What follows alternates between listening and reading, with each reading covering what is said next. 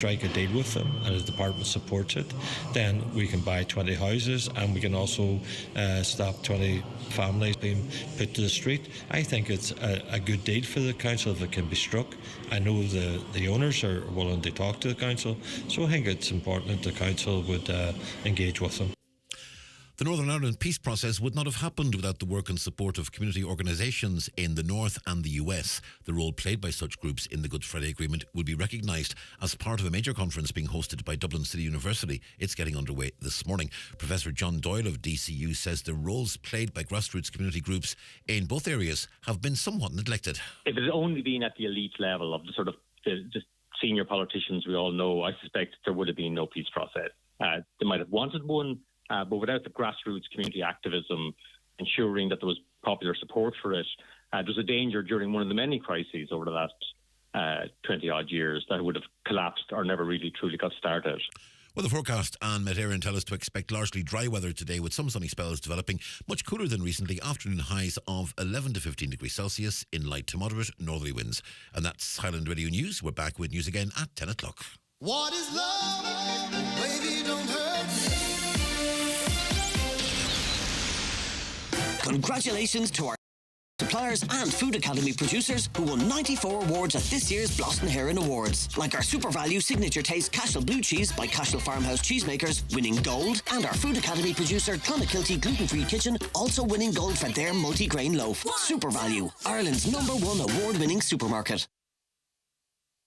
The county's #1 talk show, The 9 till Noon Show on Highland Radio. And now, it's time for the talk of the Northwest, The 9 till Noon Show with Greg Hughes on Highland Radio.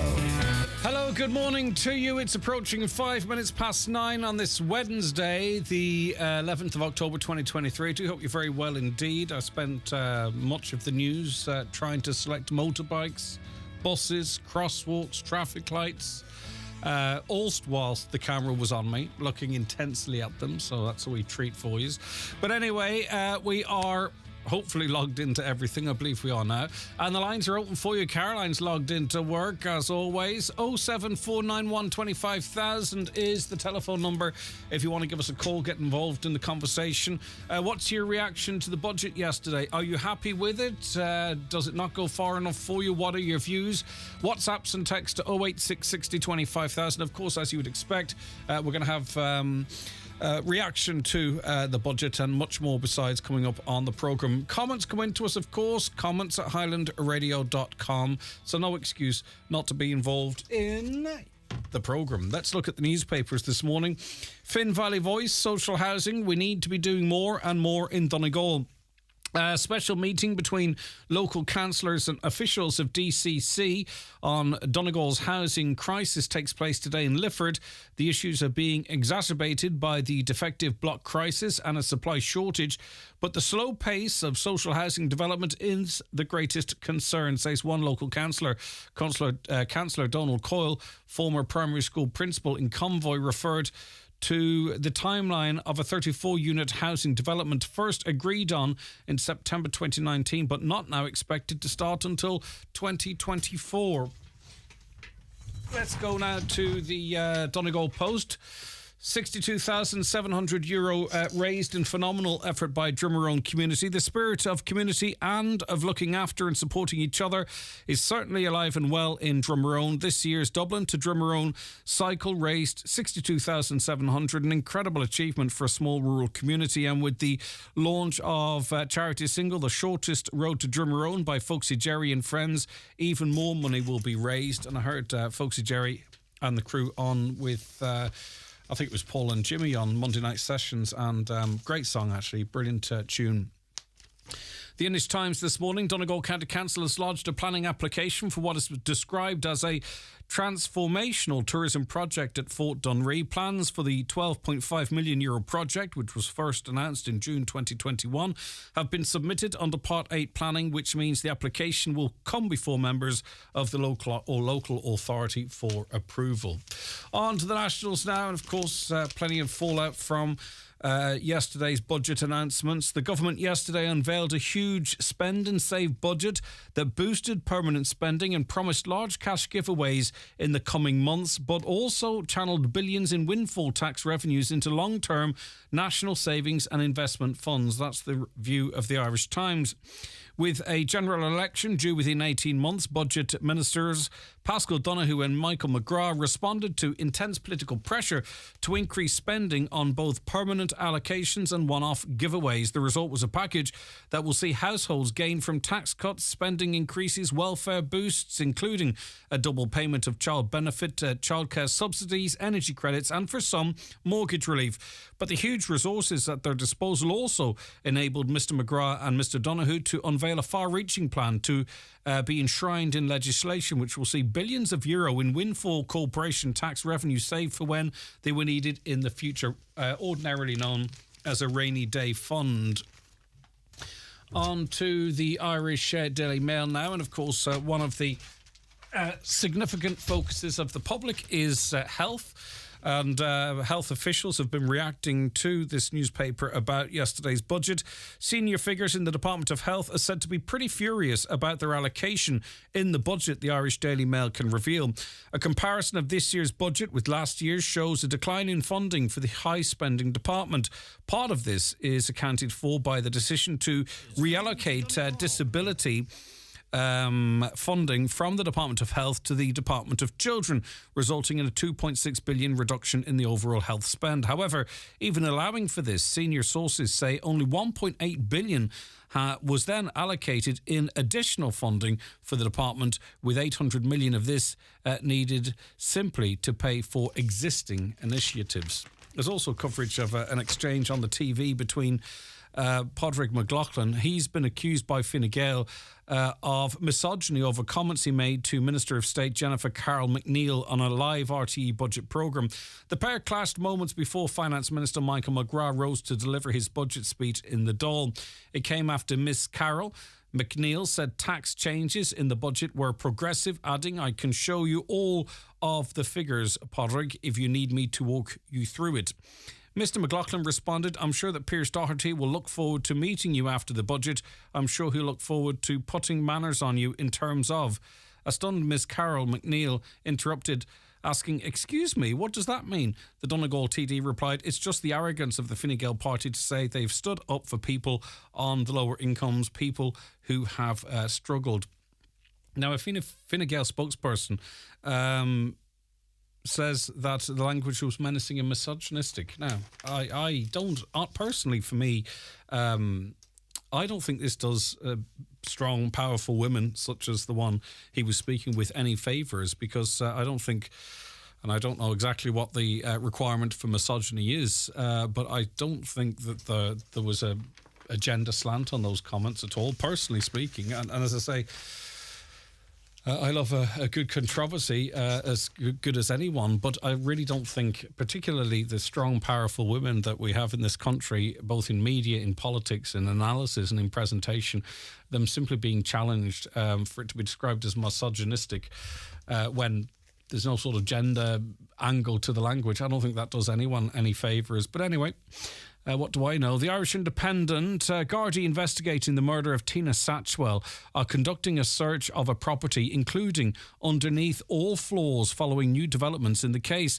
More than 6 years after the Youghal woman's disappearance, a man who was known to Ms. Satchwell, was arrested on suspicion of her murder yesterday. Ms. Satchwell disappeared from her home on March 20th, 2017. Gardaí arrested the man, who's aged in his 50s, at a property in East Cork minutes before confirming that they're now treating Miss Satchwell's disappearance as a murder investigation. A big news story in Cork, across the country as well, of course, but certainly to those in and around the Cork area weren't expecting that type of a development. The Irish Daily Star this morning: Israel launched a devastating air blitz on Gaza yesterday as the war escalated, leaving hundreds of people killed on both sides. Hamas immediately retaliated by firing rockets into the Israeli border town of Ashkelon. Reports started to emerge last night that up to 40 babies and children were killed by Hamas militants on Saturday, some of them allegedly, It's so shocking. I just won't read it in case there are young people in the car. Palestine said 850 people had been killed, including 140 of their children and 100 women in Israel. And 100 women. And Israel said at least 1,000 had been killed among its citizens. The killing of children was reported to the media by Israeli soldiers who say they found the horrific scenes, and it's just devastation over there at the moment in that Middle Eastern crisis. Just as a follow-up, yesterday we were speaking to the political editor of the Daily Mirror. They say they were speaking to Micheál Martin today about vaping. So just to read out a couple of quotes from him. Tánaiste Micheál Martin has vowed to crack down on the sale of vapes to children, saying this is the tobacco industry's revenge. The Fianna Fáil leader supported the Irish Mirror's expose on Ireland's child vaping crisis. The paper revealed how a schoolboy easily bought 4 vapes in 1 hour. There's no law on stopping that. The legal sale of these products has led to a vaping epidemic among adolescents hooked on highly addictive nicotine. Mr. Martin, who was health minister, led the war on smoking by banning it indoors, pledged to ensure new laws outlawing the sale of nicotine to children to come in soon. And lastly, in the world of showbiz, some of you might be interested. I don't think as many people are interested in this as the papers would have you believe, because This Morning is a British TV show, of course, but its viewership has been sliding all the while. But it has always received a disproportionate amount of publicity in the newspapers. Holly Willoughby has quit the programme after spending the weekend tearfully discussing the decision with her family, we're told. The telly favourite, 42, is understood to have been secretly considering the move for weeks in the wake of a hostile social media backlash. I don't think she ever really recovered from jumping the queue. Her shock departure is hugely worrying for This Morning, which is still awaiting the results of an investigation into the show amid claims of toxicity on the set. But as I say, viewership has been dwindling, and perhaps it's probably going to be used as a good time to scrap it all together. Stick on a couple of episodes of Tipping Point or something, you'll probably end up with more viewers in any case. Are courtesy of Kelly Centra Mountaintop Letterkenny, the 2022 C-Store National Off-Licence of the Year. The 9 till noon show is brought to you by Letterkenny Credit Union, offering low-rate car loans with fast approval. Apply online at letterkennycu.ie or in office today. It's a Tuesday. You're off, but you're not off. You're in town to pick up their kit or do a big shop, and you'd love a bite to eat somewhere. But it's only Tuesday. Well, there's no need to feel guilty about stopping off at Kelly's Diner, because the menu is packed with tasty choices at great value. With fast, friendly service and loads of parking, you can treat yourself any day of the week at the award-winning Kelly's Diner, Mountaintop, Letterkenny. Well, Grace, how are you today? I'm good. I've just been down to the Made to Measure Fireplaces showroom in Creasla. They have an incredible selection of over 40 colours for kitchen worktops. And guess what? For a limited time, they're offering a 40% discount on any electric fire when you purchase a worktop there. 40%? That's an amazing deal, Grace. Absolutely. And trust me, if the discount alone doesn't sway you, their huge selection of fireplaces, stoves, wood pellet burners, beams and stone cladding certainly will. Contact Made to Measure Fireplaces Creasla on 074 91 38 365 on Facebook, Instagram and on ntmfireplaces.ie. So you're saying mental health difficulties can be smaller things? Yeah. Like trouble sleeping? Yeah. Or if I'm always stressed, like? Yeah. Or often anxious? They're all part of your mental health. Thought those were separate. Nope. They're all connected. Hey, how do you know all this anyway? Sure, I've been there myself. Anxiety, ongoing stress, low mood or trouble sleeping, they're all part of your mental health. Make the connection and find support that can help at yourmentalhealth.ie from the HSE. Every Volvo made goes through a rigorous quality check process before it leaves the factory. Every pre-owned Volvo available through our Volvo Select program goes through that same process again, with all the quality, power and guarantee you expect from Volvo. Own a pre-owned all-electric Volvo C40 or XC40 Recharge with a minimum 12-month unlimited mileage warranty and Volvo assistance as standard. Get used cars recharged at McGinley Motors. Search Volvo Select or visit volvocars.ie. Terms and conditions apply. Highland Radio time checks with Expressway. Travel Route 32 from Letterkenny to Dublin when you book online and travel for less. Expressway, bringing you the time at... The time's 17 minutes past 9, and we're going to be getting some government response to yesterday's budget. But first, Sinn Féin finance spokesperson, Deputy Pearse Doherty, joins us. Good morning, Pearse. Thanks for your time today. Good morning to you. Okay, the signal's not fantastic, but we shall make do with it as we can. You're not overly enthusiastic about this budget, a squandered opportunity you've described it as. Yeah, look, I think, people will see the announcements in the budget. Obviously, a big budget, €14 billion, and there's much there that people will welcome in terms of one-off payments and some changes to core payments. And we argued for a lot of those payments, so we welcome that. We forced government into territory that they didn't want to go into. They argued black and blue against mortgage relief. They've now done it. They argued for years against relief for renters. They've now done it. We're the ones who put the issue of childcare on the political agenda when we made the commitment to cut it by 2/3. They've gone it.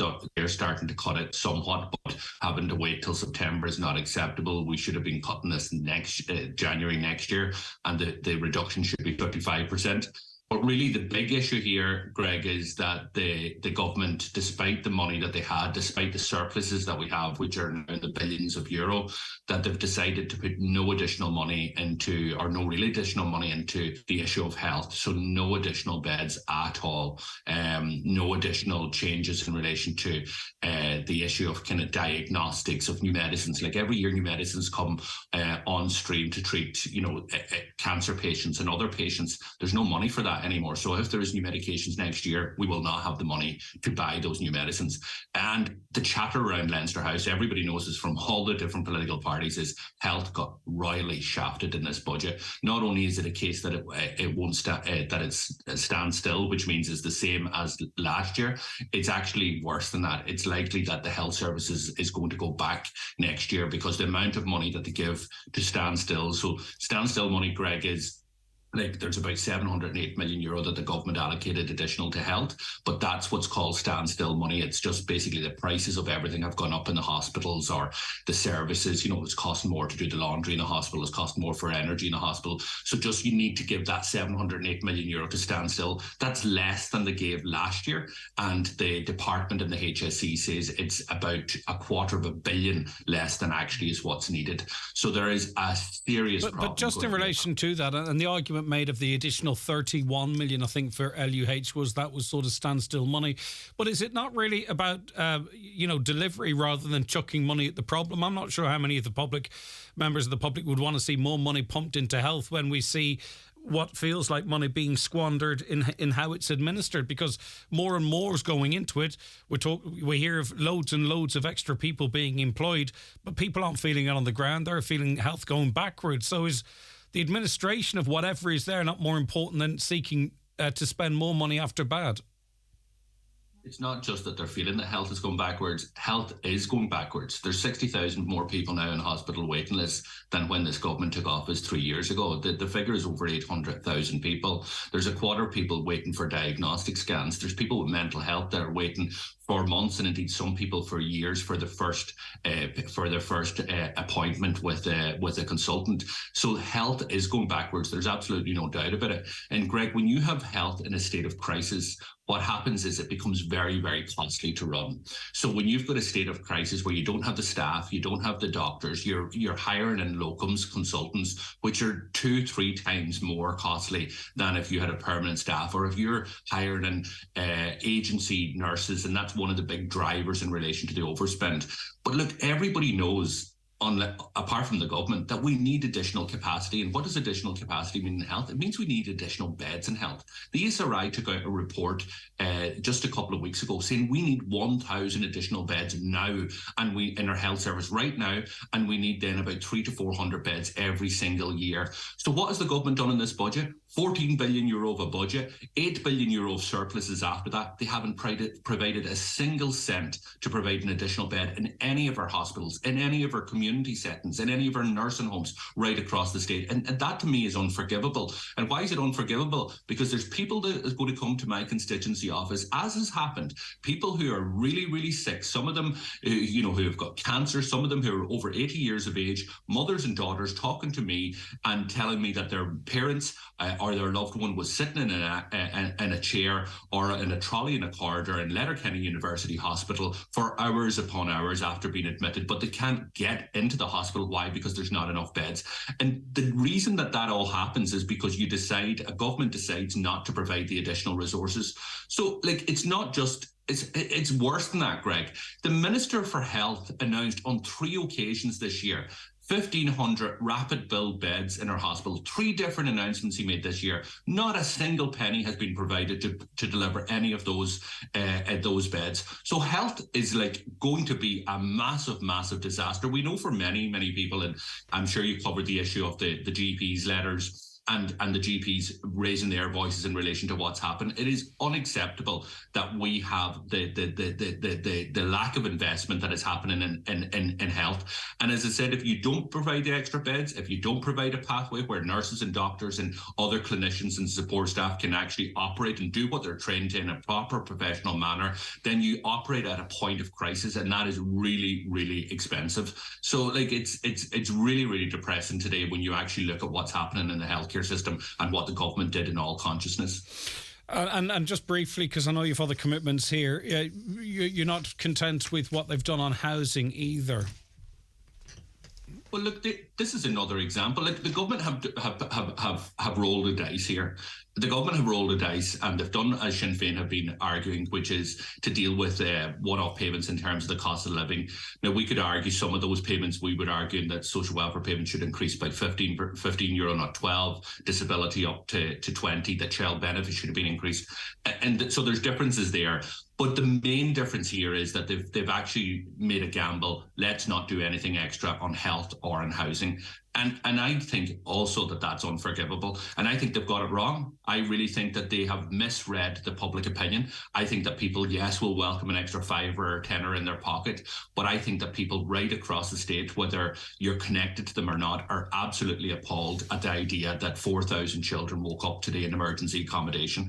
I think any parent, any father, any mother knows that's an unacceptable situation, no matter what circumstances we live in. But at a time when the finance minister and the government are backslapping themselves, giving themselves standing ovations and talking about billions upon billions of euro of surplus, yet we have 4,000 children waking up in emergency accommodation, where we have young people, and it's happening all over. So you wouldn't have, just finally, you would not have saved for the future. You would have used that money now? Of course we'd save for the future. Our programme gave hope to those young people who are deciding to go to Canada and Australia. Our programme would have reduced the costs of housing and rent.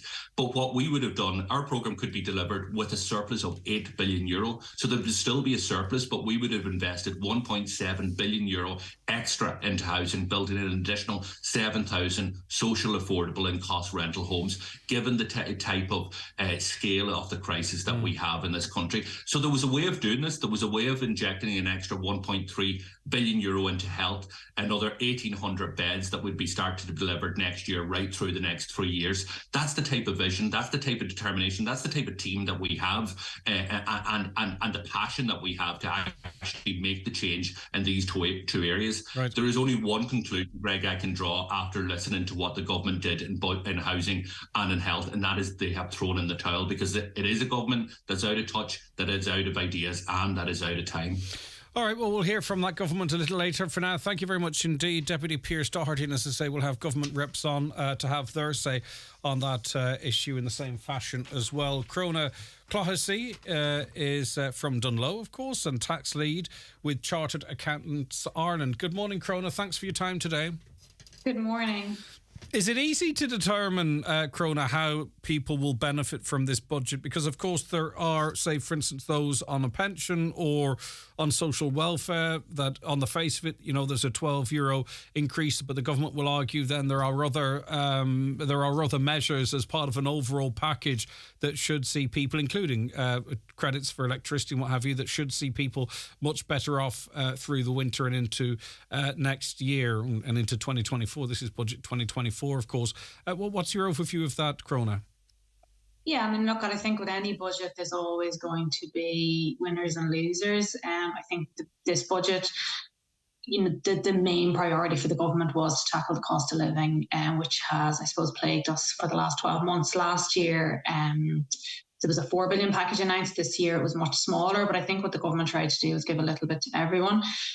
So, as you say, from social welfare recipients to pensioners, they're all going to get €12 more in their pockets in terms of their weekly payments. And workers, I suppose, as well, they're going to save around €400 a year in income taxes, another, €200 to €300 on USC, depending on your level of pay. So, I suppose for the typical worker, the average industrial wage is in around, 45,000. So that worker is going to save around $767 a year. But as you alluded to, it's not just the, headline tax cuts or the increase in the welfare payments. There's also a cost of living package in there, which, we're in a very high inflationary environment at the moment. So I think those other measures, like the free school books, the increase in the childcare subsidies, the energy credit, as you alluded to, which will be €450 from now until April. These are all other measures that will soften the blow. And there were other, tax credits that, maybe don't get as much headline in the news. A single person with a child got an increase in their tax credit of €100. For incapacitated children, there was another €200. So what does that mean, just for people? So if you get an increase of €100 in your tax credit, does that mean you have €100 over the course of a tax year? You're €100 better off, or 200? Just so, because the language sometimes I want to make sure we all get that. Okay, sorry to interrupt you, Crona. We're all entitled to tax-free credits, and what they work out as is they basically take your gross pay, whatever you're paid. So if you're paid, $30,000 a year, you pay tax at 20%. So you pay 20% off 30,000, which is 6,000, but then you're allowed to take away tax credits. So at the moment, tax credits stand at $1,875, and you get 2 of them. So what that means is you're effectively taking about €3,700 off your tax liabilities. Your tax liability is down now to €2,300. So yeah, essentially, if it's €100 credit, it's €100 back in your pocket, but over the spread of 1 year. So I think people forget that in a way as well for welfare payments, like the state pension, and they're all taxable benefits, and a child benefit isn't. But the state pension, the job seekers allowance, so all these tax credits help then in terms of reducing any tax liability that anybody might have. Okay, you're going to stay with us, Crona. We're going to dig into that a little bit further. Fianna Fáil's Thomas Byrne, Minister of State for Sport and Physical Education, joins us. Good morning to you, Minister. Thanks for your time today. I do appreciate it. Good morning. It just happens in terms of availability. We heard at the start of the show from Deputy Pearse Doherty, Sinn Féin's finance spokesperson. He says the budget was a squandered opportunity, critical of the government for no extra money in health, for an example, and no money for new medicines for next year, no new money to create any spare capacity in terms of beds, diagnostics, etc. Do you accept that criticism, Thomas? No, I mean, there's been massive progress made in health over the last number of years, and this year the spend on health will be €22.5 billion. So the issue in health isn't lack of money. The issue is to make that money work as well as is possible. There's been huge improvements in waiting lists over the last number of years. We have got more medicines out to people. And there has, the results are clear in our health service. I mean, if you look at our pandemic response, if you look at the age people live to in Ireland is much higher than many other countries, and that's partly because of our health service. But that's not to say there aren't challenges. Of course there are challenges. We've got to make sure that we rise above those challenges, but COVID is a large part of that that's coming through. But there is a huge amount of money being spent on the health service. There is going to come a point, though, where we can't keep blaming COVID. Like, we have a serious crisis here at the ED in Letterkenny, where we have 78 GPs across Donegal writing a letter calling for external intervention, such is the situation. We can't blame that on COVID, Thomas. People want to see, not necessarily more money, but that money being spent better, which I think you alluded to yourself. We've definitely got to do more with what we have, because what we have is absolutely huge, and it's a record amount of money that we're spending on the health service. And by and large, when people get into our health service, they have a very good experience of the health service. That's a fact. Everybody says that. And yes, there are issues at emergency departments in different places, and they arise at different times. But by and large, when you get into the Irish health service, it's very, very good in terms of treatment, in terms of outcome, and it's far better than the NHS, particularly in Northern Ireland. The Sinn Féin have said they want to apply to this to the 26 counties. That's wrong. That's not what we want. I think you all signed up to Sláintecare, did you not? We have signed up to Sláintecare, but I have not signed up to Northern Ireland NHS or a UK NHS. Absolutely no way. Sláintecare is about free, making sure the healthcare is fair, is free, is equitable. I think that's backed by all parties, though, is what I'm saying, Thomas. Sláintecare is, but an Irish NHS isn't backed by me or my party. No, that's not what we want, because there's huge inefficiencies in that, and that's what Sinn Féin. To be honest, it's a slogan, really. I don't think there's any substance behind what they say about an Irish NHS. One of the biggest crises for businesses and for the public in this country is childcare. People talk about housing, but you speak to people locally here. A lot of employers can't hire because people can't get affordable childcare to get out of the house and work. And we saw hundreds of people marching all over the country and on Dublin very recently on this issue. And all that was there for them was the promise of what some are describing as a measly payment to childcare providers, and not now, next year, next September. Was that at least a missed opportunity? Well, I would say that the Department of Children, which deals with childcare and it deals with other issues too, it's like the fourth biggest spend of the entire government. And I wouldn't say that it's measly, or I wouldn't say that we've done nothing on childcare. There's been a massive change in how childcare is funded in this country. And we had a 25% reduction. We will be getting another 25% reduction, and that takes a lot of money. And that's a huge investment that's been put in terms of this budget, and has already happened under this government. So I would say that we have made huge progress in childcare. Of course, we want to do more. But for families who are availing of childcare through the various schemes, etc., that there has been a really noticeable difference, and they will say that. Yes, they would like more.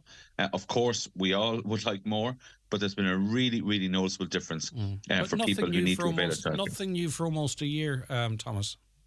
Sorry, excuse me? Nothing new for almost a year. Any further reductions aren't coming in until next September. Well, we've already had a significant reduction under this government, which nobody predicted and no one thought would happen, but it is clearly a priority. It's a huge priority for me. And we have to do what we have with the money. And when the budget has been allocated, it rarely comes in straight away, except for a small number of measures. And in many cases comes in for the, especially, for example, famously with education, the measures will never usually come in until the September. And that's the case with this. And it's trying to do what we can with the money that's there in the fairest way possible. And I think that's what the government has tried to do in this particular instance. Yeah, and I recognise the want to put money into people's pockets, but I mean, €12 for pensioners, €12 for those on social welfare, even overnight. That's been dug into by carbon tax increases. And then, of course, to inflation. People sort of almost describe it as if things are getting cheaper, but they aren't. They're just getting more expensive at a slower pace. Is there enough there for those people? Well, yes. I mean, and it's, the €12 that you mentioned is one part of it, but we have the electricity credits, which will come in €3 by €150 electricity credits. There's a €300 lump sum for recipients of the fuel allowance. Don't forget, everybody, and I think people should list, everybody in the fuel allowance is entitled to apply for retrofitting of their home, and they should do that. And we want to see more money into that. There's a €200 lump sum for those on the living alone allowance. Children with families with child benefit will get a double month. Working family payment, those recipients get €400 of a lump sum. People who get a qualified child increment are getting €100 lump sum. There's a double week, of course, at Christmas as is normal, but we still have to pay for that. And I think that's a very significant cost of living measure. Free school books for those in junior cycle. We're bringing in 900 schools now that have free school meals next September. That's really significant and will save families a huge amount of money. We're maintaining the reduction in school transport charges, again, which is a world away. And yes, we have issues with school transport, but the cost of it has massively reduced over the last number of years. And we're a world away from where we were just a few years ago. So there's a huge amount to be done. The other issue as well, again, which I don't think has got that much media attention now, is the €1,000 reduction for university and college fees. plus another 500 if your family income is below 100,000 euro. So there's a huge amount of items being done in relation to the cost of living crisis. The government acknowledges that and is dealing with it as we speak. Would you like to have seen it personally more targeted? A lot of the payments that you're talking of are universal. You know, we've 180,000 children in poverty in this country. Would it not have been better to have a more targeted approach that would have maybe levelled the playing field somewhat? Well, on the children's allowance, I mean, that's an age-old debate, but I mean, the general view is that it's better being universal. But there is targeted payments for the qualified child increment, the fuel allowance. Fuel allowance essentially goes to the poorest households in our society, so they're being targeted. People who are living alone, again, are being targeted. The hot school meals will be done out to schools on the basis of the poverty thresholds in the area and the census figures. They're targeted, and we've already expanded that in the last number of years, and again, it's targeted. So there's a huge amount of targeted payments. But people in the middle are also paying significantly higher fuel prices. Therefore, I think it is right that everybody gets the electricity credit, and that includes those in social welfare, but it also includes those who are working too. All right, okay. A quick word from you, if you don't mind, Thomas. Yesterday it was announced that we will co-host Euro 2028. How significant is that? Oh, it's really significant from many perspectives. We're hosting a major international tournament, probably the third biggest sporting event in the world after the Olympics and the World Cup. So it's really, really important for many reasons. There'll be about 6 games in the Aviva, but also in Casement Park as well. And that's really significant because I've been on maybe this show and others over the last number of years when I was Europe Minister, lamenting the lack of cooperation between Britain and Ireland, within Northern Ireland, between North and South, all of that. This brings us all together. Politics is out of it. It's football. And I think we're looking forward to a really enjoyable event. And, you know, for people in Donegal and in your radio area and in Derry, it'll be relatively easy to get to matches in Belfast. And you could have some of the biggest teams in Europe playing in Belfast for a number of games. And that's going to be really, really good. I think we can all look forward to that. And it will bring people together. Good stuff. Well, Warren, you will know Finn Harps are developing a ground here. We really need it. We deserve it. You know, dig a bit deep there for Thomas. Go and get out the ledger there and see if you can get a few more quid up there for them, can you? Well, we announced a very significant grant a few months ago, and essentially that's like the same, I suppose, a bank issuing an offer letter. The recipients, which is the FAI and Finn Harps, then have to just tie up all the loose ends and cross the T's and dot the I's. And essentially that's what's going on at the moment. But the money is there. And the money is available once that's done. So I'm committed to that. I'm committed to the League of Ireland. My father was a player manager of Drogheda United. I regularly attend League of Ireland games. It's really important that we have good League of Ireland facilities in all parts of the country, and that will help increase what is already increasing over the last number of years in terms of the support that's there for League of Ireland football.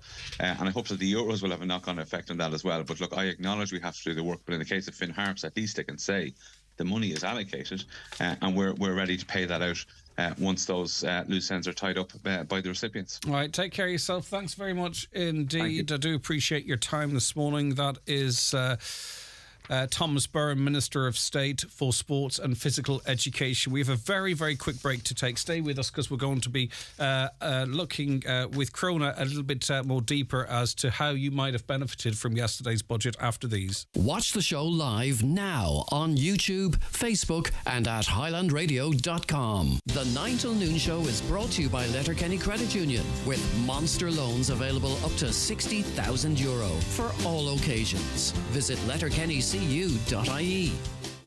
At AXA, we know running a home can run up your costs too. That's why you can save up to 30% on our home insurance. Get a quote today. Together, we've got this. AXA. Know you can.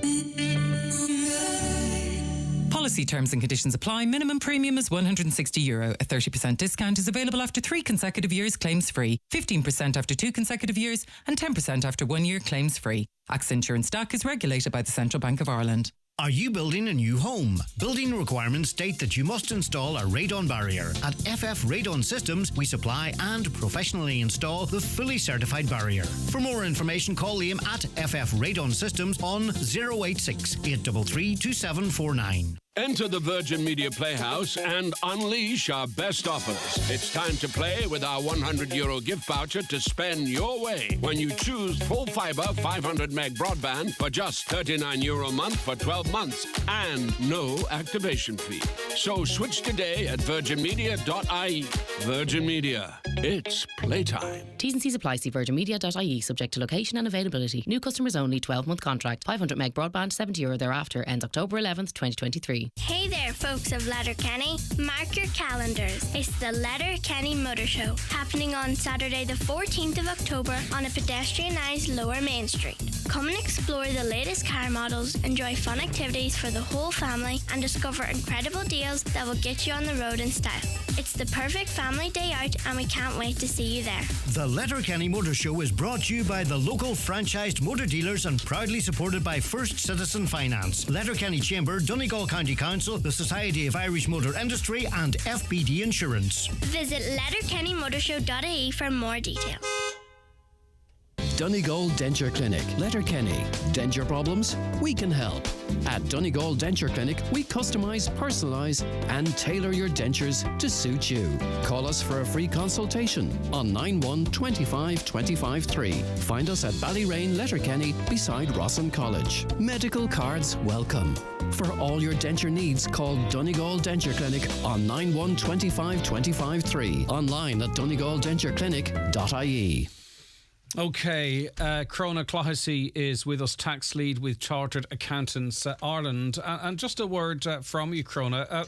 A lot of people, and the messages are coming in, are struggling to sort of find out how this benefits them or how they can make sure. Like, for one example, I have to pay child college fees of €15,000 before Christmas, wondering how much I pay now with the reductions. Now, I'm not expecting you to answer that unless you have that answer there, but it can be a little bit like that. You know what I mean? Is there more money back in my pocket? Where's it coming from, and how do I make sure I can get my hands on it? Yeah, look, I suppose that the speech yesterday, it's all very high level. All the details are going to come out over the next few days. And don't forget, we have all the legislation to back up all this coming out next week. So, look, I think on the university fees, the announcement was to reduce the registration fee to €1,000. So again, we're not sure when that's going to come in, and we need to actually hear an announcement from government. All the other welfare payments and reductions will take effect. Most of them, the €12 a week, will be from January next year. But there are some other immediate ones. So the 450 electricity credits, some of that will be paid before Christmas. The fuel allowance, the living alone allowance, and the double child benefit month, they'll be paid before Christmas as well. So we do know that. There are the €400 working family payment, which Thomas alluded to, and that will also be paid before Christmas, as will the €400 lump sum. So there's a lump sum coming to certain welfare categories. It's people with disability allowance, blind pension, there's other kind of categories of welfare in there. But look, I suppose just to repeat, the bulk of the payments will be, the €12 increase will be from next year. The tax impacts, the reduction in USD, the reduction in income tax, that will all be from next year as well. The childcare subsidy, which it is unfortunate, that's not until September 2024. So for children in, say, their last year of play school this year, they're not going to benefit because they'll be going to school next year. And I suppose just on the point that Thomas was raising about childcare, like, look, we recognise that there's a lot of funding going into that sector, but this is one area that is really close to our members' hearts, our members being accountants, working in Donegal, working all over the country. And the biggest problem that they find with childcare is not necessarily the cost, it's the capacity, that there are just no places for them to put their children. So we're calling on government to actually have a long-term strategy around childcare. I think it's so important. In terms of infrastructure, in terms of, we need to, working parents, there are lots and lots of people leaving the workforce because they don't have adequate childcare. So, and in an era where every business is crying out for staff, that needs to be... But presumably that capacity reduces as people exit it because there's no money in it for them. Sorry, just can you just repeat that? Presumably that capacity shrinks even further as providers exit. Absolutely. All we're hearing from providers at the cost, they're all impacted by the cost of living. There's a huge issue in terms of the wages that are being paid to staff in that sector. And we know the core funding is all dependent on a minimum a minimum salary, but we know that there's a huge high staff turnover. There are regulations in terms of how many staff you have to have per child. So there's so many factors to this that I think need to be addressed. And, the children, they're our future. So I think an investment in children is so key for the years ahead. Okay, so what would you give the budget out of 10? Maybe around a 7. I think, I think the government have done a job in terms of trying to put monies back into people's pockets. I think families have probably come out the best. We're not going to go through the package again, but there were a number of things in the school and university sector. Housing is always going to be the issue. I think off the day it is a national crisis. There's no doubt about it. But I think the measures, and I know landlords, they don't get a popular, vote. But if you think about it, a lot of areas, like Donegal included, outside of Dublin, outside the big cities, they rely on small private landlords to provide accommodation. So I think any sort of tax break for landlords in that sector was really, really welcome. I think that will. Well, what is it? About 50 quid a month? It's a benefit. That's and then you have to commit for 4 odd years. Yeah. But can you stay with me for a few minutes, Crona? Are you okay, or do I need to let you go? Absolutely. Okay, stay you are, because Neil Richmond is Minister of State at the Department of Enterprise. And I suppose from your, Neil Richmond, good morning to you, and I suppose from your perspective with interest on business, there does seem to be a focus on, Indigenous small to medium-sized businesses in this country, in this budget. Certainly there's a big focus, particularly on SMEs and micro enterprises, and one of the main flagship items that my senior minister Simon Coveney has been able to deliver is €250 million of a rates grant that will be paid in the first quarter of the year to any ratepayer, any commercial ratepayer across the which is 8 commercial ratepayers who pay less than €20,000 in commercial rates. This is a cash injection for a lot of businesses who've seen costs go up. It's a direct response to requests from business, and this is something that's going to be straightforward. It's not going to require form filling. It's going to be administered by the rates offices in each local authority, be it Donegal, Sligo or wherever across the country, and businesses will see this in their first quarter of the year, just when it's a tougher time of year for a lot of businesses.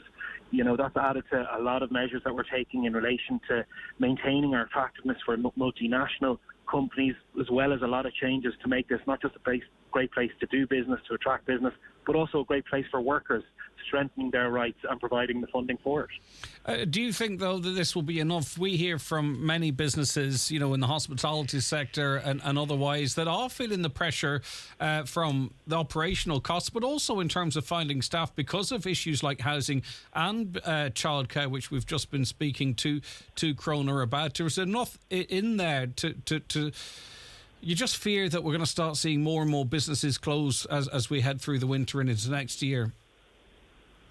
Yeah, but then when we look at the statistics, Greg, last year more businesses opened, considerably more businesses opened and set up in every single county in the country than did close.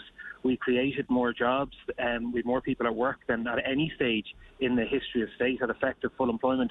That makes finding staff very difficult, but that's why I gave out 40,000 work permits last year, and I'll give out 38,000 work permits this year to help business in all sectors bring over staff to work in every part of the business.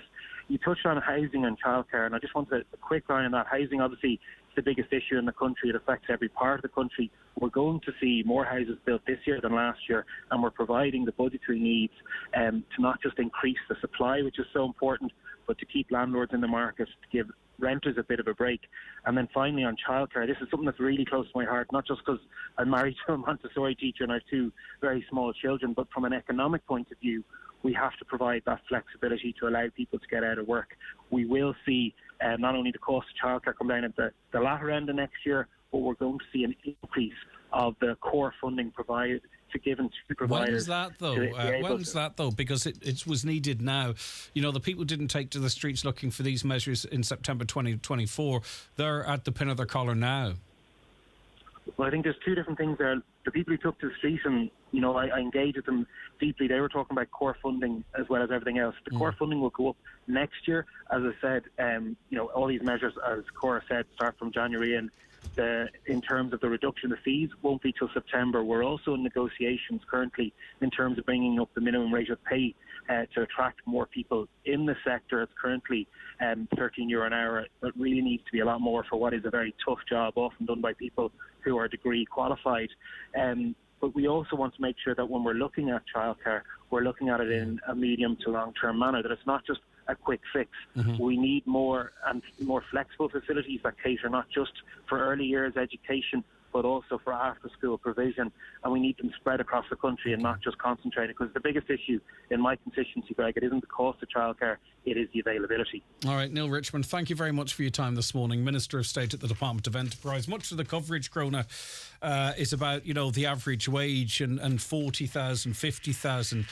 That's nonsense up here. The average wage around about here is probably closer to 30. Many people on 27, 28, 29,000, and they might feel there's not enough in it for them. They are seeing the lowest benefits from that, and probably feel forgotten and left behind in that certainly the national media coverage of some of these measures.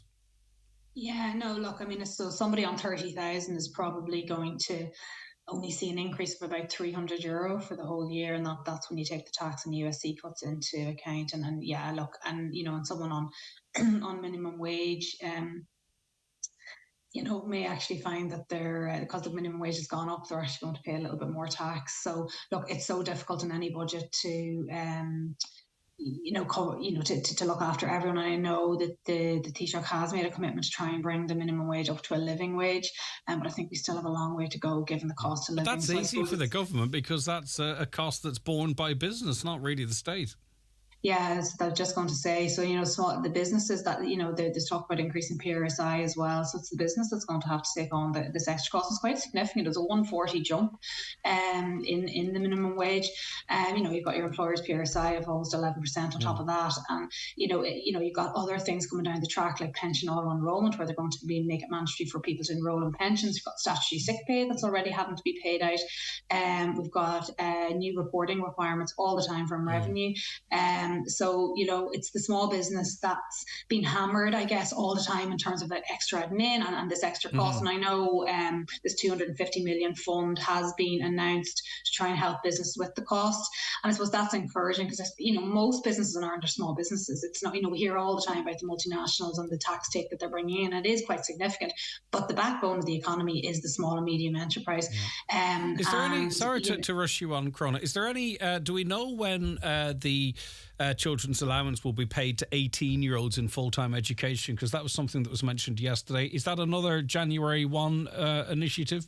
Yeah, that date, I didn't see the exact date for that. So I would imagine it is a 1 January initiative. So that's going to increase. There's going to be an extra 2 years of child benefit payment as long as the child remains in school. I would imagine that's coming in the 1st of January.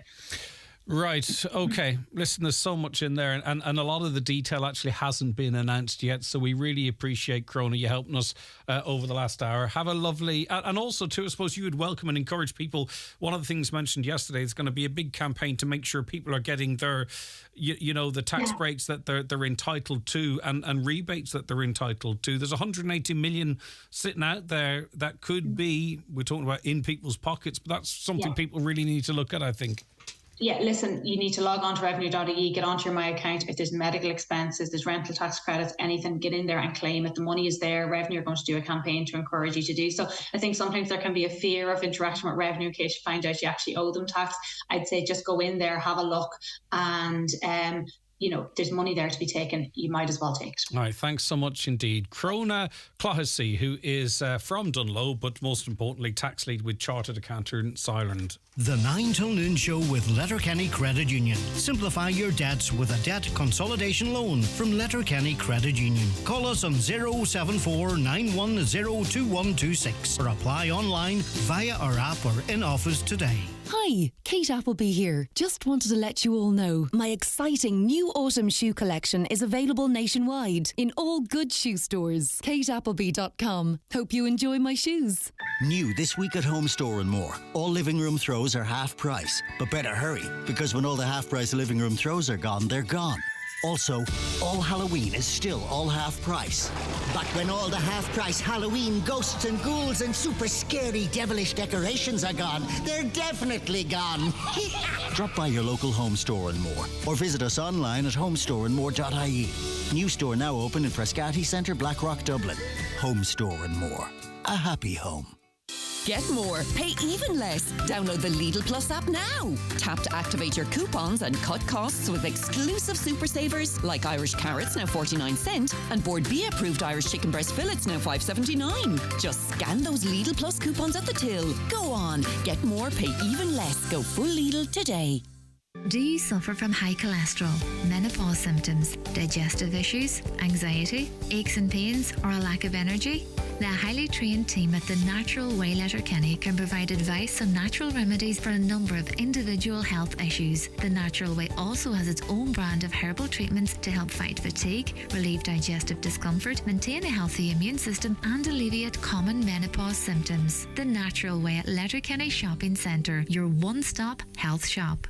Enhance your skills with SafeTech's part-funded training programs. At SafeTech, we provide courses including first aid, roadworks, people moving and handling, confined spaces, electrofusion and machinery training for Ireland and UK sites. Also online programs such as water hygiene, construction supervisors, safety reps and much more. If you have a group for training, SafeTech will go to you. Contact SafeTech today at safetech.ie and take the first step towards upskilling and safety compliance. Highland Radio weather updates with Ireland West Airport, where you can now fly daily to London Heathrow with Aer Lingus and connect via Heathrow to over 80 destinations worldwide, including Boston, New York and more. Okay, dry today with sunny spells and some cloud about the north coast during the day. Feeling cooler with highest temperatures of 11 to 13 degrees and mostly light to moderate northwesterly breezes. We'll be back with more after the news and obituary notices. Stay where you are. The 9 till noon show with Letterkenny Credit Union. Now offering mortgages from €40,000 to €600,000 with no hidden fees or transaction charges. Letterkenny Credit Union, 9102127. The eagerly anticipated brand new production of the Broadway smash hit musical Sister Act is on its way to the Bord Gáis Energy Theatre in Dublin. Join Highland Radio as we make way to this unforgettable show on Friday 23rd of February 2024. Your trip includes luxury transfers, bed and breakfast at the 4-star City North Hotel in Dublin, your ticket to the show and a shopping trip to Dublin City Centre. For more information, call Highland Radio on 074 91 25000 or visit highlandradio.com. It's the Right Price Tiles and Wood Flooring biggest ever sale. Up to 50% off everything in store. All tiles, all wood flooring, all outdoor slabs, cladding and bathware. Everything slashed in price. This sale is not to be missed. Right Price Tiles and Wood Flooring biggest ever half-price sale ends Sunday. Donegal Denture Clinic, Letterkenny. Denture problems? We can help. At Donegal Denture Clinic, we customise, personalise and tailor your dentures to suit you. Call us for a free consultation on 91 25 25 3. Find us at Ballyrain, Letterkenny, beside Rossin College. Medical cards welcome. For all your denture needs, call Donegal Denture Clinic on 91 25 25 3. Online at donegaldentureclinic.ie. Hurry! The Furniture Show NI ends this weekend. Your last chance to save with massive discounts from leading brands in furniture and interiors. From sofas, beds, flooring and design. CFC have it all reduced in their biggest sale. Don't miss the Furniture Show NI exclusively at CFC Interiors Campsie, Derry. Welcome to the Donegal Lost and Found Sounds, brought to you by Specsavers hearing experts, who are helping the community rediscover the joy of ordinary sounds. Peter in Ballybuffet writes to say he smiles every time he listens to the sound of his kettle boiling for his morning cup of tea. And in other great news, Catherine in Milford has rediscovered the sound of popcorn popping just in time to watch her favourite films. Whatever sounds you've lost, Specsavers hearing experts could help find them again. Book a free hearing test today at your local Specsavers. Live, on air, online and on the Highland Radio app. This is Highland Radio News. Good morning, it's 10 o'clock. Donald Kavanagh at the news desk. The Dáil has been told the budget has failed to address the imbalance between the West and Northwest and the rest of the country. South Donegal Deputy Marion Harkin said she was beyond disappointed at the budget, pointing out that the Northern and Western Regional Assembly had made a very comprehensive pre-budget submission calling for meaningful investment. That, she said, has not happened. In the area of health, Ms Harkin said there was nothing in the budget to address the concerns of many in the Northwest. Just over 12 months ago, over 50 consultants in Sligo University Hospital wrote to the Minister for Health in complete frustration, outlining the myriad of problems being faced. And just 2 days ago, 78 Donegal GPs wrote to the Minister for Health calling for urgent action on the ED in Letterkenny University Hospital. In May of this year, the Irish Hospital Consultants Association issued a statement saying that patient health in the West and Northwest is at risk due to the excessive delays in care. Well, Deputy Thomas Pringle told the budget debate that the failure to support renters is a damning indictment of a government whose priorities were laid bare in Budget 2024. He said given the high number of renters in Donegal, the issue isn't supply, it's how properties are being used. And that, he says, is where the government got it so wrong in terms of the incentives it's proposing. In Donegal, 21% of families are renting and 14% of adults are living with their parents. There isn't a shortage of properties in Donegal. The properties exist, but they are being used for Airbnb and holiday rentals. We need to incentivise landlords to switch existing short-term to long-term letting, but that is vitally important, and it will become even more important as the Micah redress gets underway and people need somewhere to live while their houses are being repaired. However, Agriculture and Marine Minister Charlie McConalogue is defending the budget. He says it'll help sustain investment in Donegal while also offering help to those who need it most. Over the last 2 or 3 years under this government, we've seen unprecedented capital investment in County Donegal. As a government and cabinet minister, I will be working to ensure that continues. And I think that this budget provides a great platform to ensure that our county continues to see very, very strong investment over the course of the next year. Of course, one of the key challenges at the moment as well is the cost of living in families and the cost of living in businesses. And the budget was designed to be sustainable in terms of the core budget, but also in terms of many of the one-off measures to support families through the coming years. More from those contributors on our website, highlandradio.com. And of course, the 9 to Noon show today has been focusing on the budget in the first hour. You can listen back to that on our YouTube channel, Highland Radio Ireland, or indeed on our social media pages. Later on in the early afternoon, the programme will be podcast on our website. Other news in Donegal County Council is being urged to bring in some occupational therapists from outside of the HSE to address a delay in the processing of housing adaptation grant applications. They're being delayed because there aren't enough OTs in the system to assess the homes and provide reports. The motion was moved at a meeting this week of Letterkenny Milford Municipal District by Councillor Donald Coyle, who said some applications are now being delayed by several months. Officials told him that the HSE has hired more OTs and is pledging to use them to address that backlog. Councillor Coyle is welcoming that commitment, but says while he values the relationship with the HSE, it would help if the council could bring in some external OTs. I'll give you one example. Say somebody who suffered a stroke. The house has to be adapted to accommodate them. Like, do they have to wait 4 or 5 months before anything can be done in relation to work in the house because of the fact that there's no occupational therapist report? Do we look across border, on the short term, to get rid of the backlog of applications that are on there and that are being delayed because of the fact that there are no OT reports? Council officials also pointed out that anyone with an outstanding application can have an assessment done privately. They can pay for it themselves and then apply to recoup the money back from the council. Meanwhile, Donegal County Council is meeting in special session this morning to discuss the housing crisis in the county. It follows on from a lengthy discussion at the September plenary meeting. A number of questions were posed to officials which they're expected to answer over the course of today's special meeting. That meeting getting underway at County House in Lifford around now. And in international news, a surgeon in Gaza says the situation in hospitals there is desperate. Israel has continued its response to deadly attacks from Hamas overnight and has vowed to wipe out the militant group. 1,200 Israelis, most of them civilians, have died, as well as 950 Palestinians. Well, Dr. Abdel Hamad says hospitals in Gaza are struggling. They are a little bit worried now because the electricity has been cut off. So all dependent on the generators. And if they don't have enough fuels to run them, then it will become a disaster. Well, the forecast largely dry with sunny spells today, feeling much cooler than recently. Afternoon highs of 11 to 15 degrees Celsius in light to moderate northerly winds. Tonight, dry and chilly with long clear spells. Lowest overnight temperatures 3 to 6 degrees generally, dropping a little lower in some rural parts with a touch of grass frost. Light variable breezes will allow some pockets of mist and fog to develop. Tomorrow, expect a dry day with a mix of cloud and sunny spells. Top temperatures on Thursday 11 to 13 degrees Celsius in light southerly or variable breezes. And that's Highland Radio News. We're back with news again at 11 o'clock. Regular updates, of course, on our website, highlandradio.com. But for now, from the news team, good morning.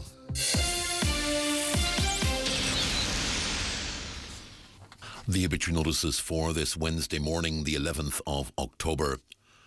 The death has occurred of Vera Kelly, née Gallagher, Tullinascreen, Church Hill, formerly of Drumnashammer, Church Hill.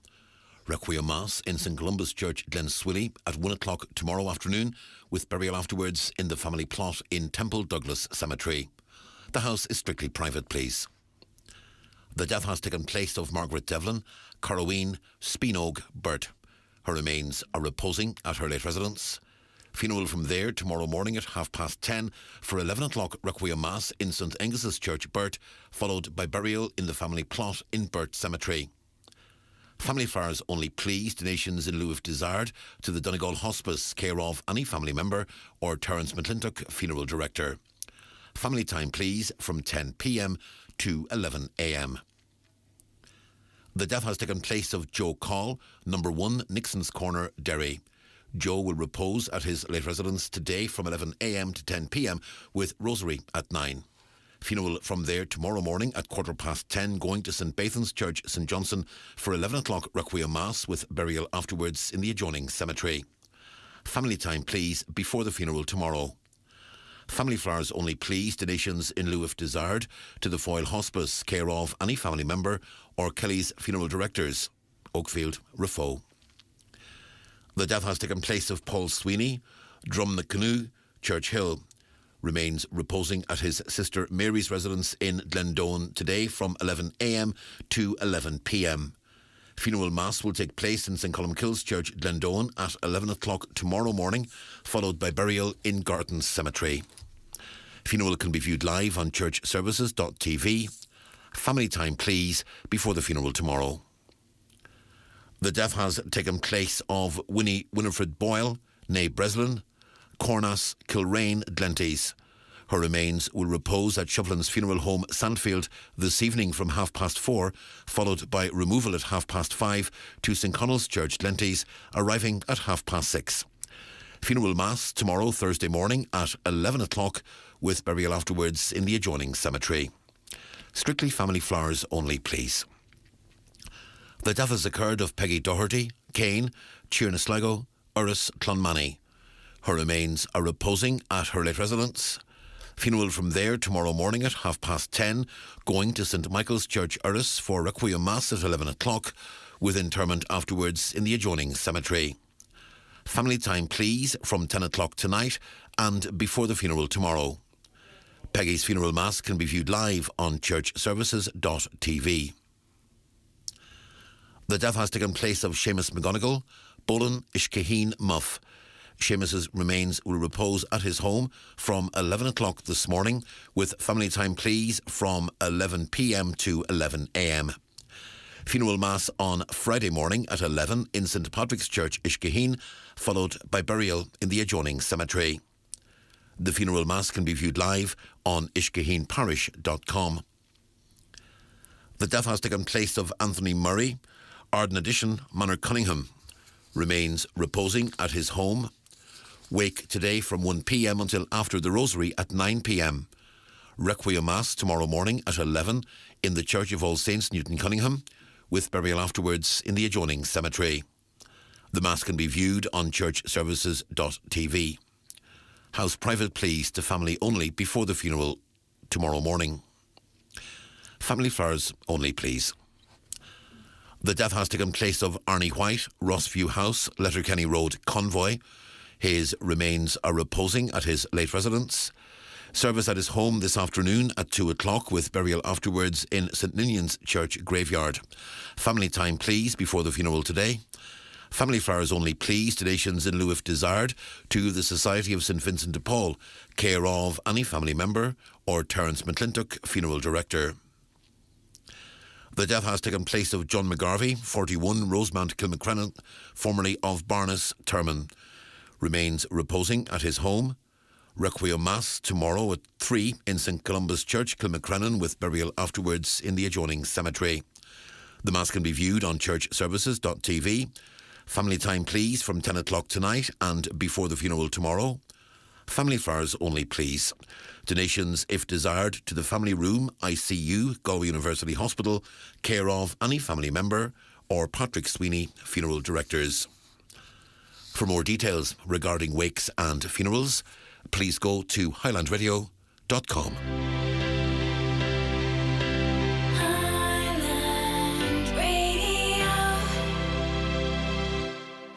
From Marvel Studios. What I'm about to tell you is going to be hard to believe again.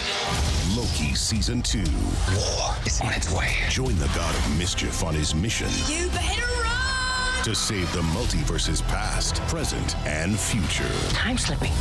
You know that? Yeah. You've seen that? Yeah. Can you fix that? No. Marvel Studios Loki. New season now streaming exclusively on Disney+. 18+ subscription required. T's and C's apply. The county's #1 talk show, The 9 till Noon Show on Highland Radio. And you're very welcome back to the 9 till Noon Show. Good morning if you're just after tuning in. There's a few things that I want to mention. Firstly, the Donegal Down Syndrome Association are having a Cars and Coffee at Carragart Parochial Hall, Sunday the 15th of October, this coming Sunday. It's from 12 noon to 2 p.m. Donations welcome at the door. Tickets will be on sale for a raffle, so if you can support that, maybe if you're on your way up to watch Downings in the intermediate final, you can call in there at the Parochial Hall in Carragart for Cars and Coffee between 12 noon and 2 p.m. this coming Sunday. Cancer Care West, the West of Ireland Cancer Charity. There's a breast cancer awareness 5K, 3K run and walk. It's for all ages. It's a pink run and walk. It's at 10:30 a.m. on Sunday. It's €80 per adult. Children are free. It starts at Letterkenny Community Centre. Registration's being taken from 9 a.m. on the day. All funds raised in aid of Cancer Care West. So if you want to run or walk, either 5 or 3K, it's a pink run and walk. It's this coming Sunday, starting at Letterkenny Community Centre from 10:30 a.m. €8 per adult, children free, and all funds raised go to Cancer Care West, which regular listeners to this show will know is very, very important. Now, there is I'll actually get more details on that in a moment. It's another event's coming up, but I just want to make sure I describe it correctly, so bear with me on that. Right, Greg, was it not announced a few months ago that the carer's allowance would be brought up to the living wage level? I'm a carer receiving €236 a week for 36 hours a week, which is approximately $6.50 an hour. We get 12 of a raise yesterday, $6.80 an hour. How are we supposed to get by on this, says Mary? I don't know, Mary. Neil Richmond, he said he was given out 38,000 work permits. There are these people. Where are these people going to live? You let him off the hook, Greg, when you have no control of a population growth. It's a disaster. Housing, health, etc. ain't going to work. But at the end of the day, we're at full employment in this country and the businesses are struggling for workers. And this is a big problem in the UK at the moment because they've pulled up the drawbridge and they've no workers now coming in. All of the time, there have been people from outside of Ireland. This is nothing new. For as long as time has existed, people have come into this country to work. There's many jobs that need to be done that aren't filled at the moment. There are huge vacancies, and it's business that's calling for these permits to be issued so they can continue in business. I mean, you're already seeing certain businesses closing a couple of days a week because they simply don't have the staff to open. That's the purpose of these visas. Is that uncontrolled population growth? No, because it's visas, and I think you'll maybe associating that with refugees or international protection people. These are people coming here to work. It's a work visa. And where are they going to stay? I don't know. But who's going to build the houses? if we need more houses, who's going to build them? Maybe half of the people coming in on these work permits are going to be building these houses. So it's not that I let him off the hook. It's just that it's internationally recognised situation where you give permits to people for certain jobs and they come in, and perhaps, as I say, they are the ones that are building the houses, or they're the ones that are working in our nursing homes or hospitals. $12.70 per hour minimum bill age is very good. 15 would have been better. 15 years ago I was getting 17 an hour. Tax and the other cuts out of it's no good. If a business can't pay their employees a better wage, then they should not be in business. How come Australia can pay a minimum of €16 per hour? The budget was shameful for those with disabilities. We need to disengage carers from social welfare. Across the board rises. Inflation for those with disabilities is far worse than others, and many use money to pay for private treatment or alternatives not offered by the HSE, even putting them in debt to do so. The buying, let me see. I just want to stay on the topic of the budget. Once again, people living in the northwest do not benefit to the same extent. A lot of us will have children attending university in the north, encouraged by the government, but have no reduction in fees. I know it's a separate jurisdiction, but they could offer a refund. Another, why should taxpayers subsidise businesses? It is ridiculous, says a listener. The 3 electricity allowances should be means tested before many people that really need it could get more to help them. Exactly. And that was my question about targeted, universal decisions mean everyone, even if you're really well resourced, you get the money. Hi, Greg. €12 for pension should have been 200. Roll on elections till we get rid of this government. Tell that man to live on 230 a week. That's the widow's pension. It's just a joke. Thanks, Greg. The likely party in power after election are committing to €3 beyond the 12. So is that going to make a big difference? Tell that man I'm a widowed woman. I'm 64. I get no benefits. I get €220 a week. My daughter is home for a while. As she's sick, she gets sick pay, and then they cut my fuel allowance. How's that fair? It doesn't sound fair. Hi, Greg. The budget, not much good to myself and my wife when my mortgage is up 11 times last year. We're on the tracker mortgage and it's almost up €400 extra a month. Greg, this country's finished big time with the price of everything. There's a little thing on the mortgage there. Providing your mortgage is over 80 grand a year, you can get a rebate or a tax break. Interest relief up until $1,250. That's the maximum. I'm not sure if that's going to be of any use to you, but Greg, where are people getting the idea that the average industrial wage is 40,000? RTE were worse yesterday when they said 50,000. My wage is around €27,000 after tax, and that is me working a night shift. So I don't think I'll be getting much out of this budget. Maybe when I retire in a few years and get the state pension, I might get a little bit. Indeed, and I made that point as well. I hope you heard, because I do understand that. Is there anything towards students who are paying fees and accommodation in the north? Nothing that's obvious at this moment. The thing is though, sometimes, and I'm not saying it will be the case, there is more detail that is released that goes into things like that, but it's not announced on budget day. The government could find €4 billion for Ukraine and $3 billion for climate change, but nothing for Letterkenny University Hospital, says a listener there. Right. Good luck if you're playing the bingo today. Here are the numbers. It's time for NCBI Bingo on Highland Radio. It's Wednesday the 11th of October. You're playing on the blue sheet. The reference number is S3. It's game number 41. The numbers are 73, 89, 8, 57, 34, 72, 62, 67, 47, and finally 2. Phone your claim to 9104833 before 8 tonight, leaving your name, contact number and the name of the shop where you purchased your book, and we'll call you back the next working day. Get all your NCBI bingo information at highlandradio.com. Is few Crean Chor. Ma churn tú iad de hala ferme, mar chud den chlár foríocht den nua.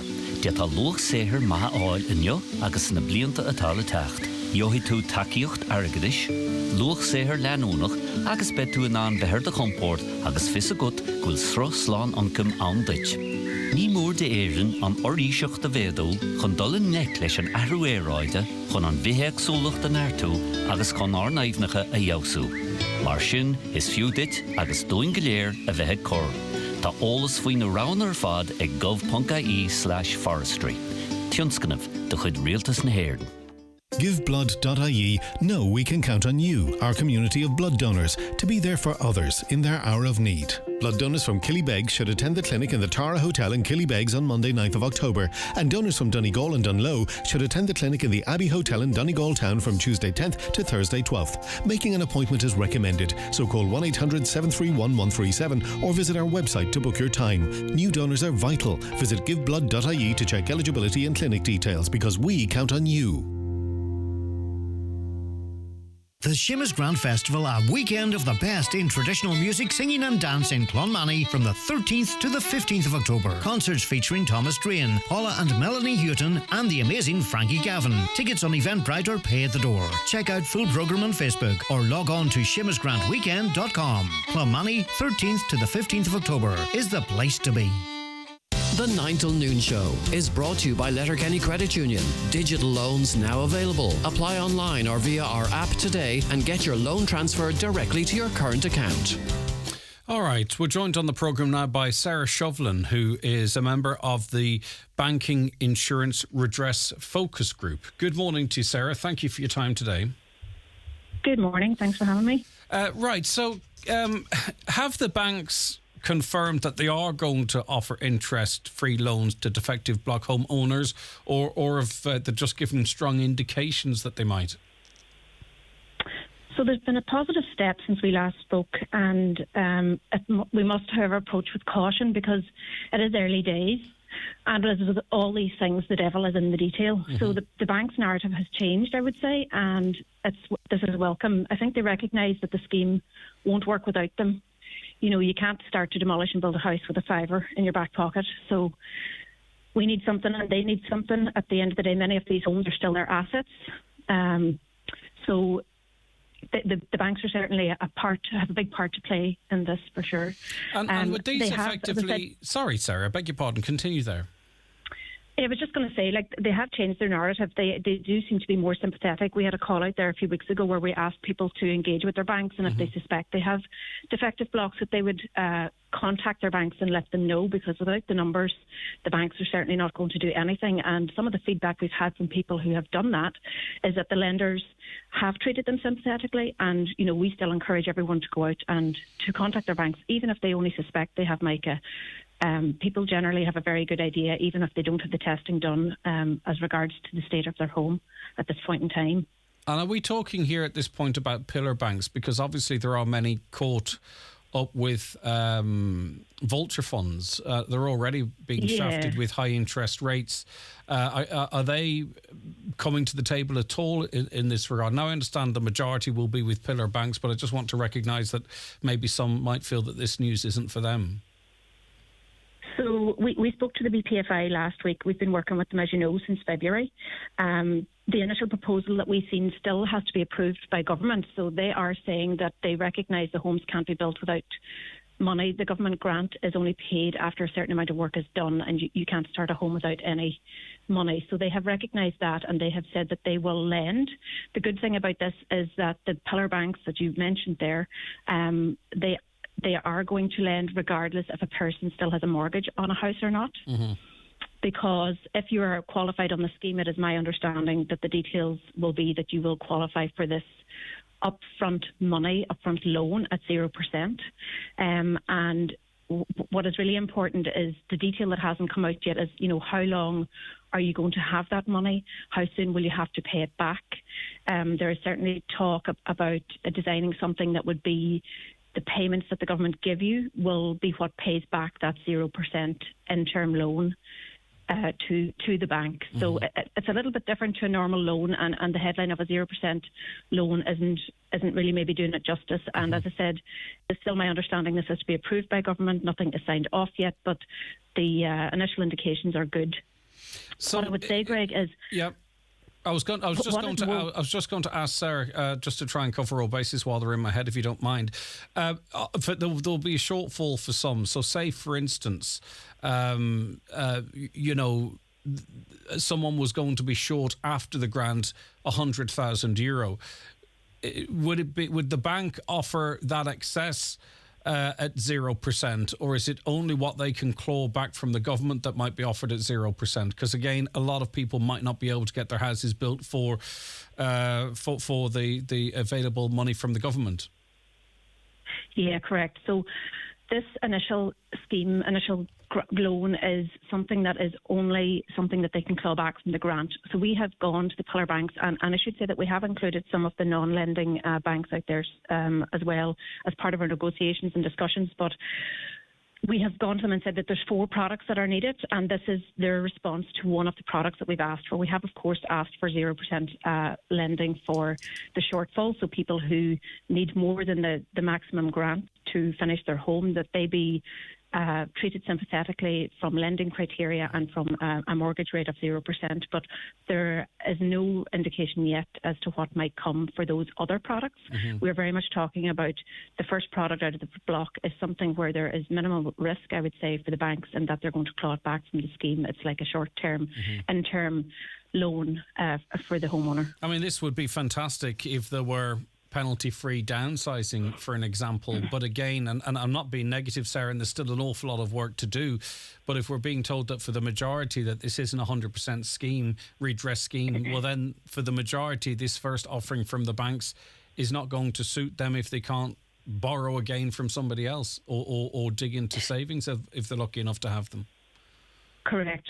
And there's a much bigger issue, Greg, here at play. So more worrying is the fact that the government and the banks have not clarified what the remediation certification means for the banks or indeed for the homeowner.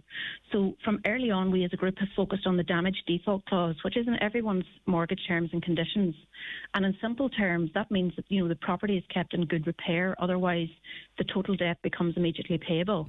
Other things that are in your terms and conditions are, insurance.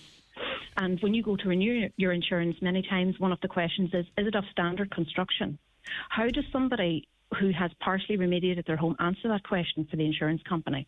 What work have the government done with the insurance companies to make sure that these homes that are partially remediated are able to be insured at a standard risk? So we all know that the insurance company might say, okay, they still have defective blocks, maybe it's a higher risk, therefore a higher premium. The defective block homeowners can't live their life forever in the trenches of I still have defective blocks and this is what it means or doesn't mean as regards to my home being mortgageable or insurable. Is that really not another argument as to why outer leaf and retaining the foundations is not really workable into the long term? Because I just don't see how those problems that you talk of there can be overcome, because it would take a completely different type of a mortgage product to stand over what would still be a defective building, because there still would be, and we don't know what the future holds for internal leaf or foundations for that matter. So really, until such time as we get to the point where it's inevitable, I feel that it's demolition and foundations out, we're going to be having the same conversations over and over. There is certainly a big question there, and it becomes more apparent the further down this road we go. Those engaging with the scheme need to know in simple terms, we have no written confirmation that homes will be mortgageable or resellable, or that you'll be able to switch your mortgage after you've remediated your home. Or any indemnity passes through sale, for an example. So say, for instance, the government did indemnify the work on the outer leaf and the foundations. What does that do to the value of a property, and is that indemnity, if that's the right word, transferable? All of those are great questions, and there just hasn't been enough work done. Like, Darragh O'Brien launched the biggest scheme in the world to remediate defective buildings. That's his own introductory statement from the launched scheme. So in his own words, he's done that, but he's done that in a silo. He hasn't engaged with the banks. He hasn't engaged with the insurance company. He hasn't engaged with, there's many others, scientists, the list goes on, and we have a huge, huge scheme of 2.2 billion. And I'm sitting here at this point saying, well, what is it all for? Yeah.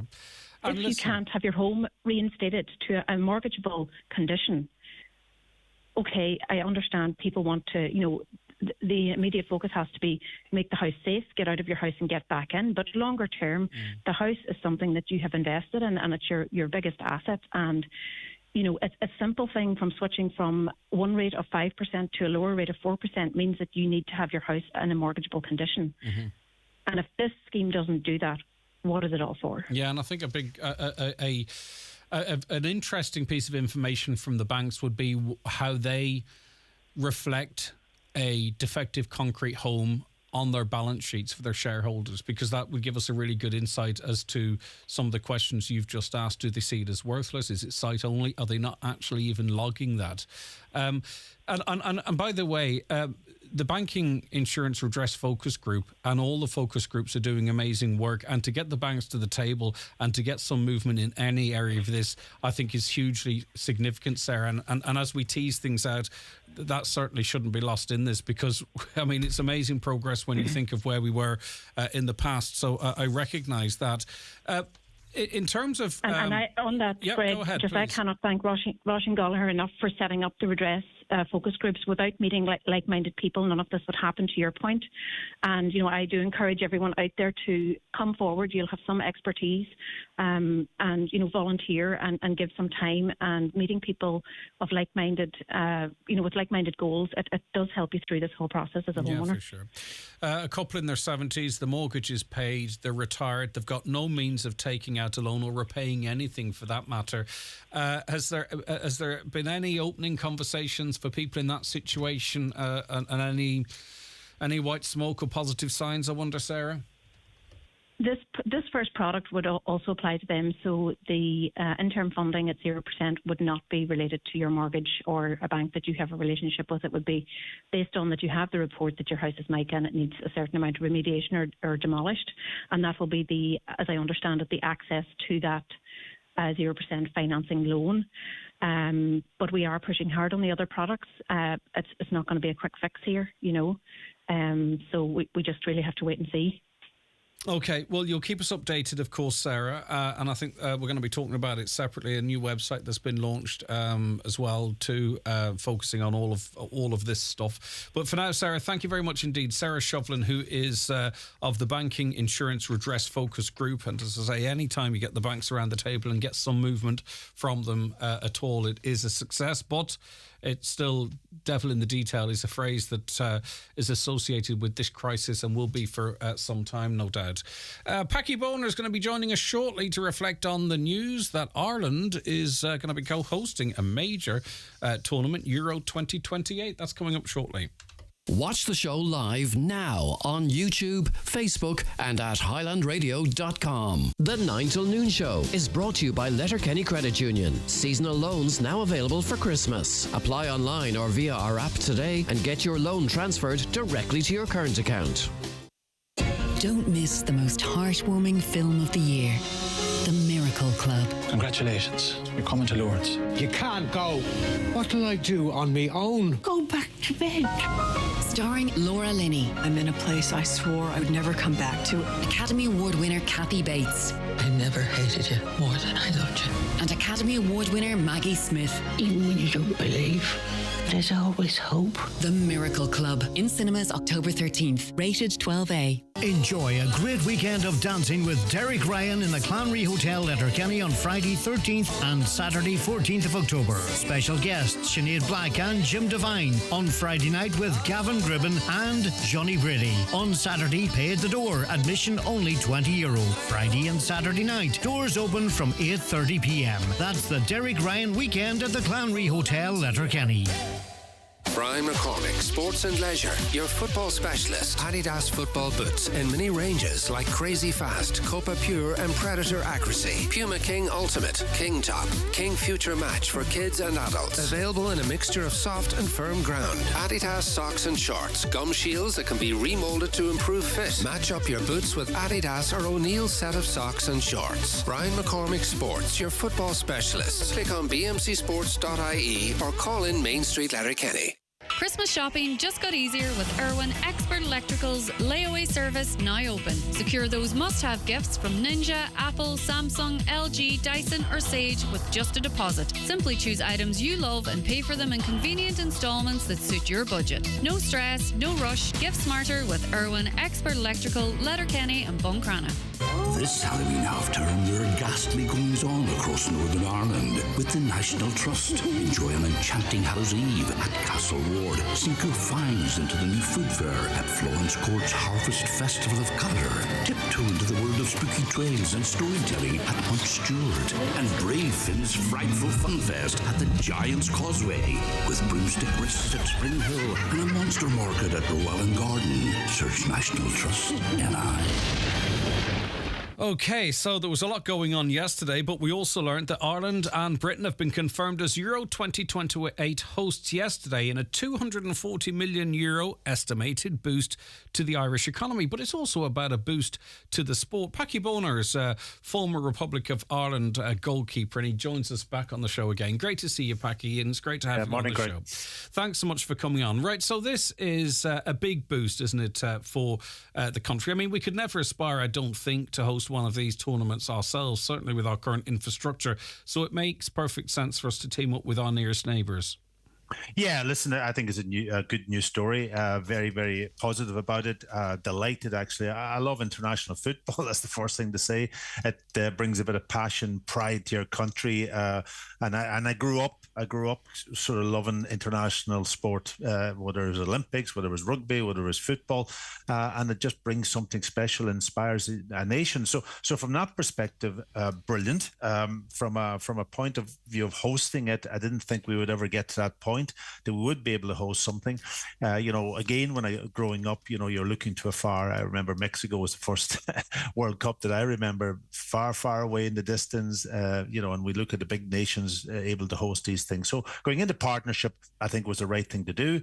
I don't think we would ever get to a point where we could do it on our own. So going into partnership, it allows that brilliant. I think it is a brilliant tournament to come to our own shores. It's fantastic news. Yeah, the idea of 6 games in the Aviva Stadium, and it's not just games. We're going to see the best players in Europe plying their trade as well. 4 group matches, the last 16 tie in a quarter-final. And Casement Park, obviously, work will be accelerated there to host a number of games as well.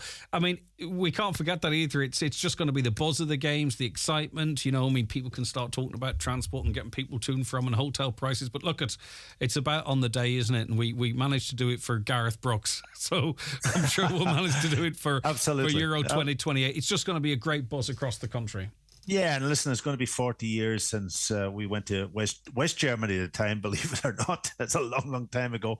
But I remember, Stuttgart, I remember playing against England, remember all of those occasions, and the fans, and the Irish fans, it's brilliant for them because they've travelled the world, they've travelled Europe, it's cost them a lot of money. Now it's in their own doorstep, and that will be a real benefit to them also. And it is the buzz, and it's the legacy. Listen, there will be a financial legacy for it. It'll go back into football. It'll go back into the development of the game. I know there's issues around finance for everybody concerned in this moment, and cost of living and so on and so forth. We understand that. So any money that we get, any money from that perspective, it's a real help. So I'm happy from that perspective. I think back to '88, and I think back to that time in Germany when probably we were going through a rough enough time ourselves, and suddenly we qualified, and the effect it had on our country. '88 going into 1990, and I think people looking at it as maybe a bit of a milestone in the way that it positively affected our country, and that was in Germany. Remember, imagine what it can do now if part of it is here in Ireland. Yeah, and how important to it sort of you can be if you see it? How big of a factor is that? Because we've seen a massive influx of girls and boys, but mostly girls, into soccer in Britain following their hosting of the major event. We know the impact Katie Taylor has in terms of being a role model for boxers. I mean, it's very hard to maybe quantify what impact it might have, but it's certainly, hopefully, going to inspire a new generation to, be the people that they get to see playing in their own country. Yeah, listen, communication and all of those things are so much different now than it was 40 years ago. That's for sure. But the effect at that time that us qualifying for a major tournament had was incredible.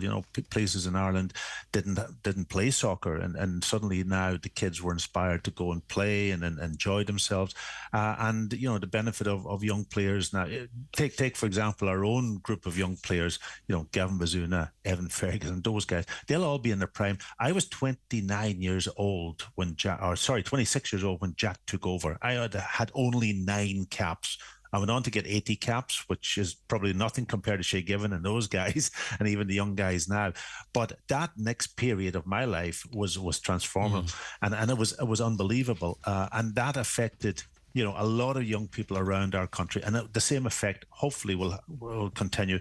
We've been working very, very hard to grow participation. We've been working very hard to try to give people the opportunity to go on and represent their country or play professional. But we also make sure that our grassroots clubs are looked after, because we just need people playing the sport, playing any sport, but playing football is our game. So we want them to play that, and that will it sort of inspired me when I was young. I must admit, watching on TV, watching role models. Now we've got our own role models, and hopefully they will qualify, and it'll be all in Dublin, and it'll be fantastic. Yeah, and you mentioned caps there. I mean, have we ever done a like-for-like analysis?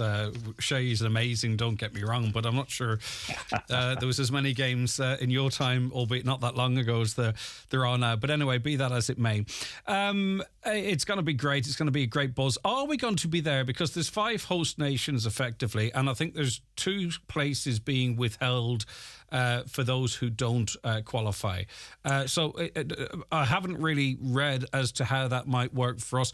Do we presume that 3 of the nations will automatically qualify, and that means that we will get our position there? Or there's no guarantees though, Packy, is there? There's not a full guarantee, but in saying that, the good thing is that England, all of us, England's obviously got the most venues, and they're probably the bigger partner, but they certainly will have to they've gone into the qualification process. All of us will go into that qualification process, and hopefully we will be good enough to qualify in our own right. But let's say England, Scotland have gone through another unbelievable development in the last while. And I look back to the year we missed out in 2020 for the games in Dublin, but Scotland had them. They had them in Hampden, and they've kicked on from that situation from an international perspective. So they're in a good position at the moment. Wales are, of course, we know that they're able to challenge. So whatever's left, we're in a better position now than we would have if we didn't get to host these nations, this tournament, because there's these 2 qualification spots, even if you don't qualify. So we're in a much better position. Yes, we don't know how it's going to pan out yet, because UEFA have got to come up with detail around that, Greg. But we'll be in a good position, I think. Finally, Packy, what would you like to see, or what do you think is needed to sort of reinvigorate the national team? Because we're going through a bit of a lull at the moment, and well, I'm not getting into speculation about the future of Mr. Kenny and what have you, but what's missing? What do you think is missing that that we're not seeing the type of performances that we see from similar countries like Wales and Scotland particularly? Yeah, listen, in my day, we had players playing with the top clubs. There's no question about that. The Liverpools, the Man Uniteds, Celtic, Tottenham, Arsenal, all of those clubs, and they were all playing in European competition at club level. And then the extension of that was that they were able to compete at international. Once we got over the first hurdle, and that was in the Euro 88, and we were able to compete. The younger players, the players now, are not with the big clubs, and that's a matter of fact. So we have to try to produce the players ourselves. That's not easy. Our underage international program is hugely crucial. The work that's going on within the grassroots, leading into the League of Ireland academy level, is hugely important. We have a new pathways plan that is going through the final stages of its creation, and I'm kind of helping out a little bit and giving my thoughts and around that. But in the main, That's going to be hugely important for us going forward. Finance is important because the problem is we have got Brexit now. Brexit has caused us a real problem because our young players are not going away. And unfortunately, in the past, we had to rely on English clubs, Scottish clubs and that to finish the players off. Maybe we took our eye off the ball as far as League of Ireland clubs were concerned, but that's where we need to get to. So it takes money, it takes a plan, it takes a vision, and it takes hard work. And the young players will still have that opportunity. And then I actually think international football is so vital for them to play in tournaments and get success, because that's the catalyst for them then to be attracted to the bigger clubs and go into the Champions League, go into that level. And this we have a lot of good young players. But, and listen, Evan Ferguson is an example of it. He's come through the system. He's 18 years old and he's playing with Brighton. He's scoring goals. He's in the Premier League. We need more of them. And it's not easy to come up with probably the solution for it, but it's hard work and it's putting the right vision in place. And that's what we're doing, Greg. We're working very hard at it. And everybody has to come together and make sure that happens. Everybody's got a role to play. It's not just one group, League of Ireland on their own. Grassroots have got a huge important part. That's where they all start.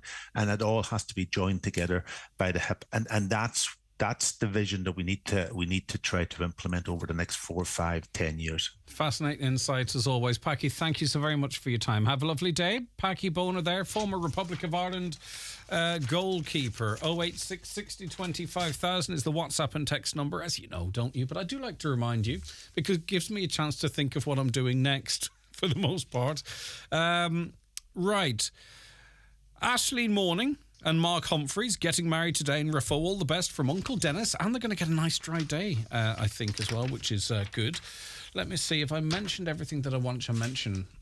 We have a ton of comments, which is fantastic, but they're they're piling up here, so I'm going to make time for them. Of course, as this morning wears on, we really appreciate you taking the time to take your phone out, lift the phone. That's all coming up shortly, but we do need to take a break. The 9 till noon show is brought to you by Letterkenny Credit Union, offering low-rate car loans with fast approval. Apply online at letterkennycu.ie or in office today. Hey there, folks of Letterkenny. Mark your calendars. It's the Letterkenny Motor Show, happening on Saturday the 14th of October on a pedestrianised Lower Main Street. Come and explore the latest car models, enjoy fun activities for the whole family, and discover incredible deals that will get you on the road in style. It's the perfect family day out, and we can't wait to see you there. The Letterkenny Motor Show is brought to you by the local franchised motor dealers and proudly supported by First Citizen Finance, Letterkenny Chamber, Donegal County Council, the Society of Irish Motor Industry, and FBD Insurance. Visit letterkennymotorshow.ie for more details. Autumn is here, and so are the new arrivals at Green Shoes. Shop in store or online now from top brands like Doc Martens, Kate Appleby, Tommy Bow and Riker. Also New Balance, Wonders, Echo and many more. Shop LK and one for all gift cards accepted in store. Visit Green Shoes and discover the perfect footwear to complement your style.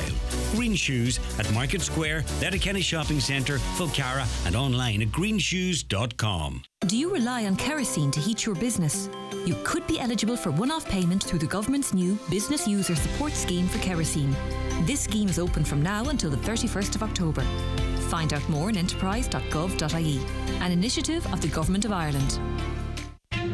In today's Irish Daily Star, as the dust settles on the applause and the anger, we have the answer to the big money question. What did Budget 24 do for you? When it comes to your pocket and bills, was it a great giveaway or a big fat fail? Hear from our experts and ordinary families who cut through the spin and noise to reveal what it all means for workers, renters and bill payers. Don't miss your 12-page budget guide today, only in the Irish Daily Star.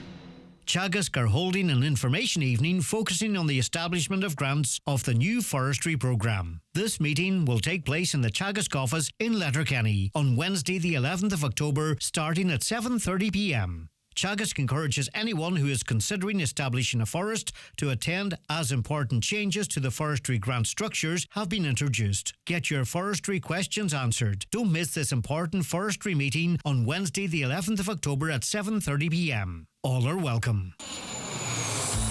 Highland Radio weather updates with Ireland West Airport, where you can now fly daily to London Heathrow with Aer Lingus and connect via Heathrow to over 80 destinations worldwide, including Boston, New York and more. Right, dry today with good sunny spells and some cloud about the north coast during the day. Feeling cooler with highest temperatures of 11 to 13 degrees and mostly light to moderate northwesterly breezes. Now, tonight will be dry and chilly with long clear spells developing. Lowest temperatures 3 to 6 degrees generally, dropping little lower locally in some rural parts with a touch of grass frost. Light variable breezes will allow some pockets of mist and fog to develop. That is your weather forecast. You're very welcome back to the 9 till noon show here on Highland Radio. It's great to have you all on board and keeping us really busy on the phone lines. 086 60 25,000, as you know. Caller wants to know who he should contact regarding traffic management in the mornings. The schools are saying that the road outside the school perimeters are not their responsibilities. They belong to the county council. I tried to call the RSA but cannot get through. The call is concerned at the lack of control around the traffic and children running between traffic in the morning time and the potential accident it could cause with no one managing it. Okay. We're joined on the programme now by our next guest, who is Donal Kearney, Director of Sustainability Growth at, we're actually waiting for Donal to join us. He's going to be joining us very shortly. He is the Director of Sustainability Growth at Pragmatica. And he's going to be joining us very, very shortly. So whilst he does, I'll grab another comment here. In relation to the current conversation, this is as it relates to Micah there, what about homeowners who own and live in Donegal but mortgages through a bank in Northern Ireland? The bank is AIBNI in my case, who when I bought was offering mortgages to buy over the border. I lived in Derry at that stage, so it allowed me to borrow sterling and buy a house in Letterkenny. I don't know. It's a very specific inquiry there, and unfortunately I don't have an answer to it, but someone listening out there perhaps might. Right, okay. As I mentioned, I believe we can say hello now to Donal Kearney, Director of Sustainability Growth at Pragmatica. Good morning to you, Donal. Are you there? Good morning, Greg. I hear you. I'm not sure if you hear me. I hear you loud and clear. Right, okay. There's an event taking place on Thursday, which is actually tomorrow. It's at 9 a.m. at the TCS in Letterkenny. Sustainability for business, green skills for success. Break that down for us, Donal. Sustainability, well, it's the big buzzword out there at the moment, isn't it, Greg? And what we're finding right now, nobody really knows where to begin, particularly from SME point of view. So I'm hoping to shed a little bit of light on the macro and the micro viewpoint of sustainability and give people a little bit of guidance of what's coming down the road from an EU perspective, from a legal perspective, and more importantly, from a business. How's this going to help businesses stay in business, win more business, and align with what's going on? Yeah, so because a lot of people hear about sustainability and green things, right, and instantly mean, well, that's further costs. That's going to cost me. That means I'm going to have to spend more. That's going to put more pressure on the business. Is it a case of trying to see where the benefits are and maximising those for your business, and at the same time then being able to have that moniker, which of course is becoming increasingly attractive to customers and clients? Yeah, well, I think the first thing for people to recognise is, business is part of everything we do. So we are going to create carbon. So first of all, it's discovering what you're using within your business and strategizing to reduce that. So by reducing your CO2 footprint and increasing, hopefully, your market share within your desired customer base should actually lead to a cutback on spending. So there is no great expense to begin. There's no great expense to understand where you're at. Education is key. Measurement is key. But I think burying your head in the sand and hoping it'll go away, that's the real cost. But you hear the term ESG all the time. Frankly, a lot of people don't understand. Most of their business, all their business, is either using environmental, social, and governance. It's tying it all together and pointing your business in a direction that's most beneficial. And the reality is people can huff and puff, but it's clear where the direction of traffic is going. There are targets, hard targets set there, and that a deadline is going to emerge and get ever closer. It's very much, I would imagine, in businesses' interests to be working at it now. Yeah, and we're seeing it. It's come in pretty strong within the tendering process at the moment, both in the private and the public sector. So in reality, it's been set up in such a way, Greg, that it's quite clever. It's from the top down, even though it affects the big organisations at the very top, and they're going to have to begin the reporting standards in 2025. They also have to report down their supply chain, and that knock-on effect is going to be dramatic, and it'll knock from their next two to the next two to the next two. We're seeing the likes of Tesco, Aldi, Lidl, all putting companies under pressure to have their carbon footprint in line. There are helps out there, not just information, but subsidies, supports, breaks. Yeah. Phenomenal. Just like even tomorrow, Brenda Hegarty is getting up from the local enterprise office. She's going to talk about the supports and that end. Enterprise Ireland, phenomenal. SEAI, unbelievable helps out there at the moment. It's educating the small businesses and the medium business what they can get, how they can get it, and how to map the next 5 years in line with the supports that are there. Yeah, and people can get a sense of what the topics are going to be. I can't do it justice with the amount of time that we have, but it is tomorrow. It's at the TCS in Letterkenny. Starts off at 9 a.m. With a good networking opportunity and a cup of tea and what have you. A great panel of speakers, an opportunity for question and answers as well later on in the morning, which I think is vital because there will be a few fires lit under people, low carbon hopefully, and be able to sort of maybe get some clarity on some points as well. Yeah, and that's what it is. Like there's so much information out there. There's a danger of getting lost and creating some inaction. So I'm going to hang around for anybody that has more pertinent questions afterwards. We're going to go all 20 minutes. We're going to go very high level on the stage, but there's a great panel out there. So any questions, now's the time to come to them. Yeah, okay, and obviously a lot of the time it's registration is desirable. It's required for this event. You need to register. Email marie@letterkennychamber.com. And Donald, there's no particular business here. I think this affects all businesses potentially, so it's not like where anyone can sort of self-exclude. If you're in business, this is something that you need to be keeping a strong eye on. Yeah, I was just in a conversation before this, like we're dealing from everything from pharmaceutical, property developers, facilities management, manufacturers, food. It's everybody. There is no avoiding it. Educate yourself. That's the best tool I can recommend. Brilliant stuff. Thank you very, very much indeed, Donald. I really appreciate it. Donald Kearney, Director of Sustainable Growth at Pragmatica. If you want to attend, email marie@letterkennychamber.com. Let me just double check that email address. Yes, Marie, Marie @letterkennychamber.com. It's tomorrow morning from 9. The 9 till noon show is brought to you by Letterkenny Credit Union, with monster loans available up to €60,000 for all occasions. Visit letterkennycu.ie. Search imotors.ie to visit our digital showroom with the largest selection of used cars available in the Northwest. We are sure to have your next car. All our vehicles are pre-inspected by our trained technicians and all our cars come with up to 12 months warranty. Visit us in Letterkenny or Malin or imotors.ie.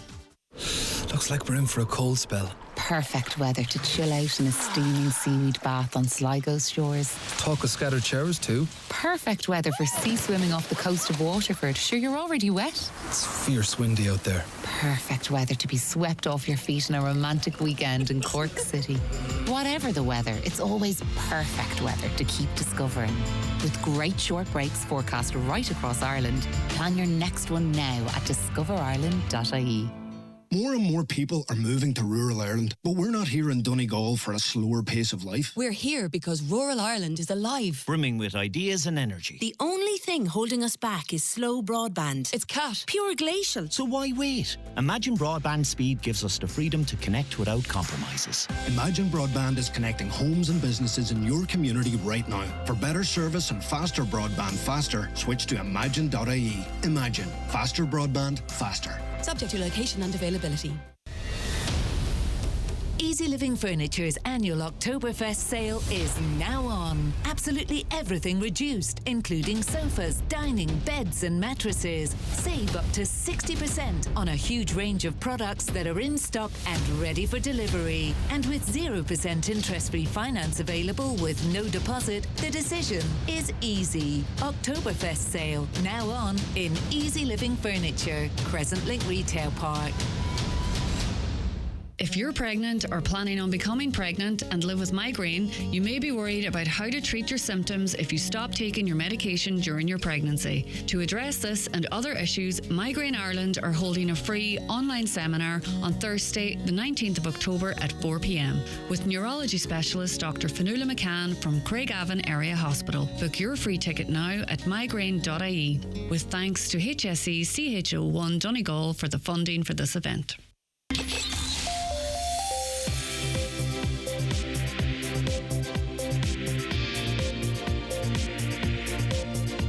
All the stories that matter across the Northwest. It's Greg Hughes on the 9 to Noon Show on Highland Radio. All right, it is 11 o'clock. Time to get a news update. Good morning, Donald Kavanagh. Thank you, Greg. Good morning. A special meeting of Donegal County Council has been told that the authority hopes to deliver 1,268 social housing units across the county by the end of 2026. That's 44% above the Housing for All target of 879 set for Donegal by the government. Members were told this is also above the net need of 1,088 units as defined by department guidelines. However, they were told the gross need in the county is 2,848. The Dáil's been told the budget failed to address the imbalance between the West and Northwest and the rest of the country. South Donegal Deputy Marion Harkin said she was beyond disappointed at the budget, pointing out that the Northern and Western Regional Assembly had made a comprehensive pre-budget submission calling for meaningful investment in the region. This, she said, has not happened and the gaps continue to widen. Deputy Thomas Pringle told the budget debate that the failure to support renters was a damning indictment of a government whose priorities have been laid bare in this budget. He said given the high number of renters in Donegal, the issue in the county isn't supply, it's how properties are being used, and that's where the government got it so wrong in terms of its incentives. However, Agriculture and Marine Minister Charlie McConlogue is defending the budget. He says it'll help sustain investment while also offering help to those who need it. President Higgins is gathering the Council of State today to consider the constitutionality of planned legislation to change the appointment process for judges. It's only the third time the President has convened the Council during his time in office. The meeting will consider whether the Judicial Appointments Commission Bill should be referred to the Supreme Court to decide on its constitutionality. And the Taoiseach says solidarity with Israel will evaporate if its response in Gaza is disproportionate. Israel has vowed to wipe out Hamas and says the militant group has killed 1,200 people. The United Nations has urged restraint in Israel's response, with 950 Palestinians already confirmed dead. Taoiseach Leo Varadkar believes US support could also dissipate if Israel is disproportionate in what it does next. And we're back with news headlines again at 12 noon. Thank you very much, Donal. Our next guest joins us after this very short break. Something spooky is coming. Squishmallows are in McDonald's Happy Meal. They're spooky on the outside, but oh so squishy on the inside. Some fun, some food, it's all inside this Happy Meal. Until the 31st of October from 11 a.m. Squishmallows comprise toys only, subject to availability. Fair ordering policy applies. Check mcdonalds.ie/Happy Meal. Now, the 28th Infantry Battalion are celebrating and commemorating 50 years of meritorious service this Thursday at 2 p.m. at Finner Camp there, just on the old road between Ballyshannon and Bundoran. Captain Neil Ledwith joins us on the programme now. Good morning, Captain. Thank you very much for your time. Good morning. Thank you very much for having me. It's good to have you with us. So how significant, and it will be obvious to many, but how significant is this day of commemoration and celebration? It's a very significant day for the unit here in Finner Camp. The 28th Infantry Battalion was established in 1973 and has been serving the states and the people of the northwest of Ireland ever since its foundation of the 1st of September 50 years ago. So we're very proud of all that the unit has achieved at home, abroad, and in our locality as well. Members of the unit are very involved in their communities, and this is a chance for families, veterans and serving members to gather, to connect, to share memories and reminisce about the times of the past and look forward to the future. In other words, a lot of it wasn't like that in our day. But anyway, possibly there may be one or two war stories told during by former members during the day. For sure. And can you give us, for those not aware again, and many will be because the battalion is so much part of the community, some of the activities, the important activities over the last 50 years, Neil? Well, the 20th Infantry Battalion was founded in 1973, and its role at that time was to secure the state. It had a major role in what we refer to as aid to the civil power, so assisting in Garda Síochána during the Troubles. And besides that, it also undertook a number of aid to the civil authority operations. So, for instance, we've been very involved in assisting the emergency services in County Donegal, Sligo, Leitrim during periods of fire, flood, extreme weather conditions, etc. Apart from that, we obviously have a very significant military role overseas. There are thousands of tours of duty that have been conducted by soldiers from the unit in very diverse environments, from Lebanon, Syria, East Timor, Chad, Liberia, Kosovo, Bosnia, just to name a few of them. Mm-hmm. And the day itself, as you mentioned, it'll be attended by serving and retired members of their families. New and old vehicles, actually, which is going to be quite interesting. Weapons and uniforms will be on display, reflecting the 50 years of history there, and a short ceremonial display with refreshments served. Is it only for former and current members, or is it open to the public as well, Neil? Unfortunately, due to capacity and security issues, we're unable to open the event to the public.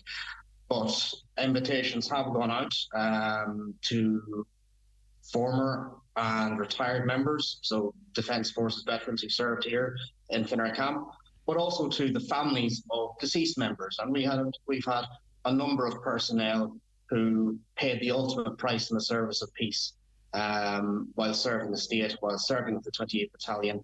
And whilst their loved ones are no longer with us, the families of those soldiers are also, very much welcome. They're part of the 28th Infantry Battalion family.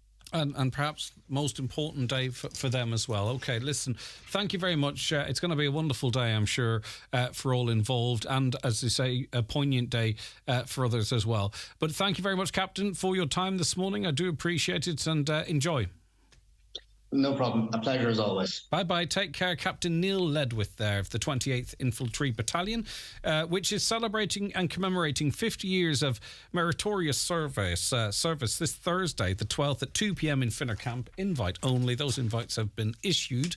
So hopefully there'll be loads of great pictures and coverage of that across social media and in the media as a whole. Might it make more sense to develop a stadium on a politically neutral greenfield Belfast site that all sports like Ulster Rugby, NI International Football and the GEA could use? Let schools and clubs use Windsor, Ravenhill and Casement Park, which will cost a small fortune to demolish. Greg, does this mean Ireland, England, Scotland and Wales qualify automatically? No, it doesn't, because there are 5 nations. There are... all of the nations are, the footballing nations, are in the qualification. There are 2 wild cards or 2 spaces available. How that's going to be divvied out, as you heard from Patrick Packy Bona there, that has yet to be fully determined. it should mean we're likely to be there. You would hope it would mean, particularly if 3, 4 or perhaps even 5 qualify for it. It is the Euros. There's a lot of spaces, so you would be hopeful. Question for Paggy. Is it a lack of funding and proprietary work, does he think? Well, I think he answered that question through the course of my questions. A caller says, I always park my car at the St. Connell's unit when I have an appointment at the hospital. I often arrive early because I know how long it takes to cross the road. But yesterday, I saw the 4 disabled parking zones closed off and they're doing renovations. So where do they expect the likes of me to park? I could see no alternative. I'd love an able-bodied person to sit in my chair for a week and realise the impact of closing off these spaces. So they're officially closed off then for work to be carried out, but no alternative put in place, it would seem. That's an unfortunate oversight if that is the case. We were speaking yesterday to some representatives from the Ballymacool estate in Letterkenny. 18-odd families have received notification that the owner of the properties intends to sell them. Therefore, they are evicted. This caller says the buying of the houses in Ballymacool idea is nonsense. Even if the council buy those houses, they have to be offered to the next applicants on the council housing list, which isn't the people living there at present. And that was a question I posed, and I didn't know exactly how that all works. So threw the question out there to cover all possibilities. Disgusted by atrocities inflicted on women and children by both Hamas and Israel, but not as disgusted as I am with the leadership and supporters of Sinn Féin, many of whom seem to be glorifying the party's association with Hamas. Now, I don't know if the individuals within the party, I can just go by what I've heard from those representing the party officially, and there seems to be condemnation there. Such an important word, it seems, on this island, but people sought it and got it. Caller wants to question asked why, to any government rep, who comes on to be asked, would they be happy with an extra €12 a week living in a council house with a means test required to earn an extra £5? And how much will your rent change? Thanks, Katie. How much will your rent change now as a result of this increase? Because what seems to happen is that your means tested and then your rent goes up. Is that going to happen again? Let me know. 08660 25,000. Hi, Greg. Firstly, I'm happy with most of yesterday's budget, reduced college fees being the main one. However, I think this was a one for everyone in the audience type budget when it should have been more targeted to the people who need it more. Can't wait for the big infrastructure projects like the Bonagee Link Road and the Lifford Road upgrade to start with the new fund that was created. It'll never happen in my lifetime, they say. In the meantime, I wonder how many politicians will be cutting the ribbon for the Polestar traffic lights next week. They are being switched on Tuesday. The way it works is, it seems that obviously it's a roundabout. We know how roundabout works, but the traffic lights will try and make all 4 lanes effectively, isn't it? It's more that than that, but 4 accesses for the traffic to move freely. Are you all right, Caroline? Do you want to speak to me? Everything okay? She's looking at me as if, will he shut up? I can shut up if you want. Oh, okay. We have an engineer. Thank you, Caroline. We have an engineer to talk about the traffic lights on Monday, and I think what they will say is that there's 2 weeks really of work before we can kind of really judge it, because they're going to be monitoring it. They're going to be sort of deciding what goes where and how it goes where and when it goes where. But what they're trying to achieve here is, and this is what we don't know the impact it might have, is to have all traffic moving freely. So there are entrances onto that roundabout that has less traffic, but they get sort of equal access to it. So they're going to slow them down and allow busier lanes to come through and then let the other ones, and so on and so forth. It's a tough piece of work. I presume there's a precedent elsewhere in the country or beyond, but it's going to take a couple of weeks, I presume, to calibrate them. So, of course, we'll get an initial reaction, and that feedback's important, but I think really the proof of the pudding will be in a couple of weeks, because then after that, you know what's switched on then, don't you? All the traffic lights on the 4 lanes. It's going to be very interesting. We're going to have an engineer here on Monday to answer your questions, to explain it, probably plead for patience, but we shall see.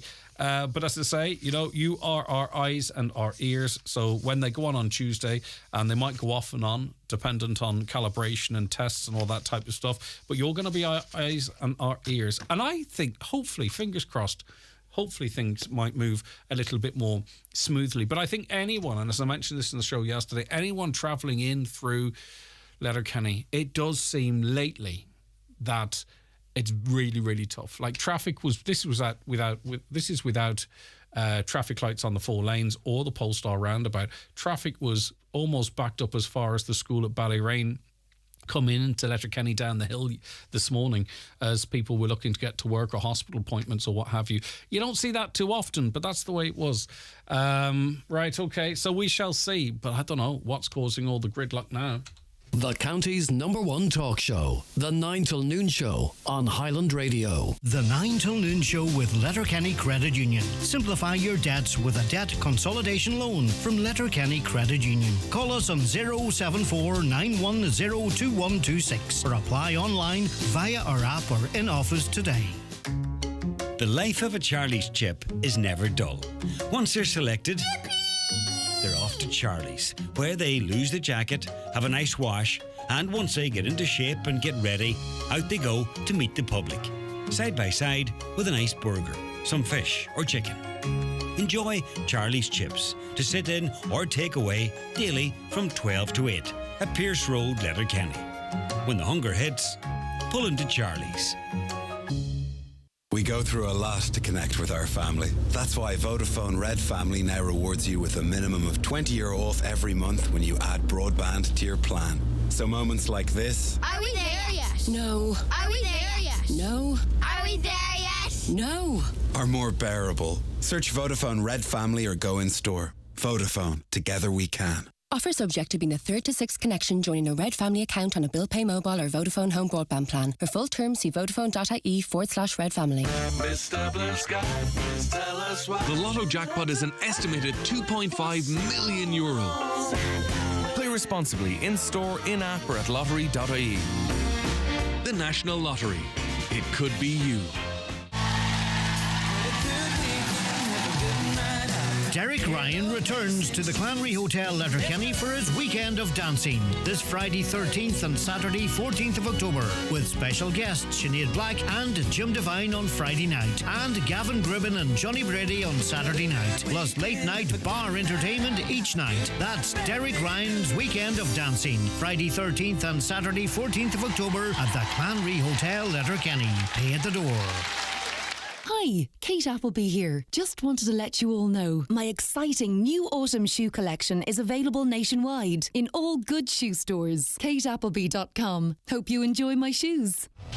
The Connolly Motor Group 2024 Donegal Motor Show continues with Cupra Sligo at Canal Road, Letterkenny from the 10th to the 14th of October. Test drive the 241 Cupra range including the Cupra Formentor SUV to the 100% electric Cupra Born. Drive into 2024 with your brand new Cupra from Connolly Motor Group. For more information visit connellys.ie.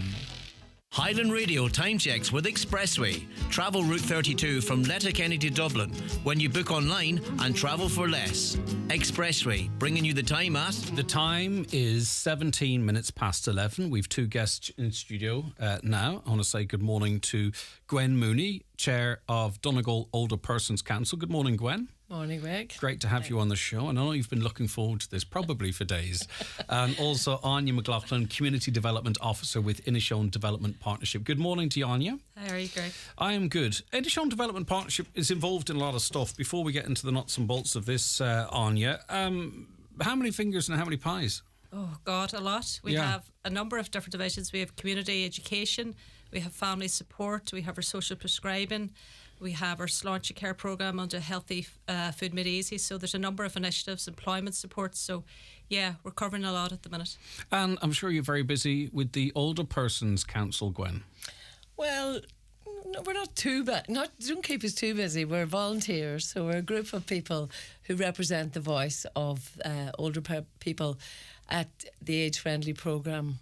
So, no, we're not too busy, but our conference now coming up is a big part of our programme. We ran one in Letterkenny in May, and this is our second one now. So we're looking forward to that on the 19th.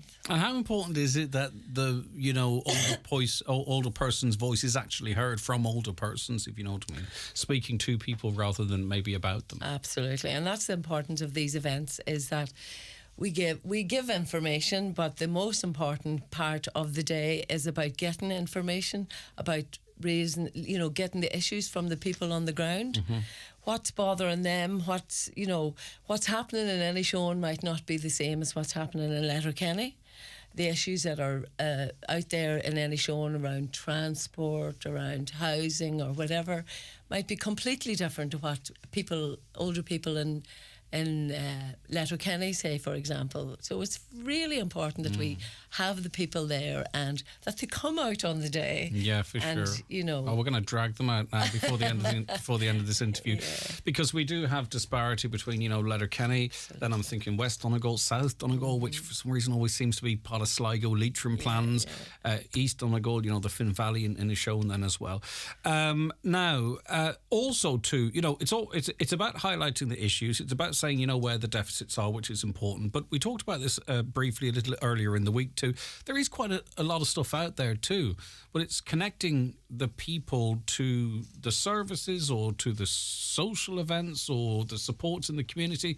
That can be a piece of work too, not just for older people, I think right across the board, Gwen.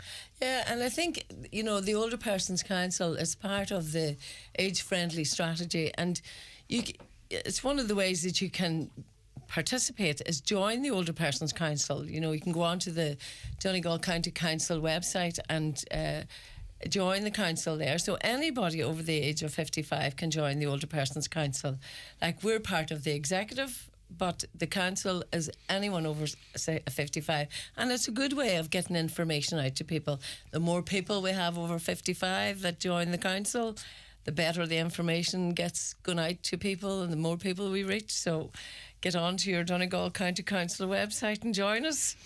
All right, okay, there's going to be a lot going on. But first, by the way, just in case you were wondering, should you go, it's a free information and social event. It's in the Ballyliffin Hotel Thursday week, runs from 10 a.m. to 2 p.m. Now, that venue's beautiful, to say the least. But also, there's music and dancing from Shuni Crampsey and Moya Brennan, who is Donegal Age Friendly Ambassador. So for those reasons alone, certainly would be a good idea to go. Anya, talk to me a little bit more about what will be going on at the event, if you don't mind. Yeah, indeed, Greg. We have a number of stalls at the event. As you said, there's lots of support services opportunities, and we want to link people up with those. We have an array of stalls ranging from the Gardaí to the Citizen Information to Alone to Age Action to our library services, etc. Then we'll have a host of speakers. We have Bill Vaughan, who will be chatting around how to look after your mental health while older from Mental Health Ireland. We also have our main speaker, Clodagh McGuinness, who will be chatting about the living will and how to have documented your personal wishes around your advanced health care and end of life should you become incapacitated or not able to express those wishes. So that's really important and really pertinent.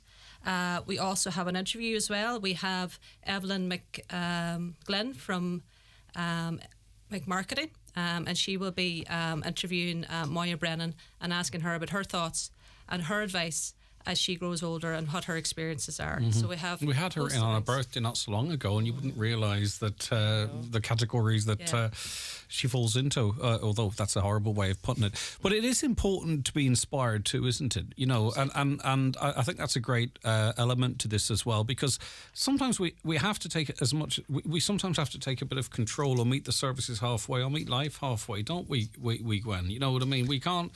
And it's easy. It's easier to say sometimes than to actually do. But you have to grasp it by the nettle if you're well enough to do so. And you hear, sometimes a lot of negativity around growing old, and you hear, we have an aging demographic, and we're going to have so many older people. It's like awful. But I do my best, Gwen, to get rid of that. By the way, at every turn, absolutely, because I hate the language that's used. But go ahead, Gwen. Just about tapping into the likes of Moya. About we had Packy Bonner on there earlier. Another, went into the older age group. And those are people, it's great to be inspired by people who are still active in their communities, and not just the stars. There are so many people out there that I see every day of my life who go out and visit and make phone calls. that are so much part of the volunteer section of our community, and a lot of them are retired people who still just keep going and inspire you every day. So, so this older demographic is something we should be tapping into, celebrating, and not looking on as a negative. I think we as a society are getting a bit better at that. We are. I think sometimes some of the terminology and language that's used by politicians and some journalists is unfortunate. But, more and more people are living older and living healthier, fitter and more active and out there and getting involved in things, which is great to see. So the event is open, is it, Anya, to everybody? It is indeed.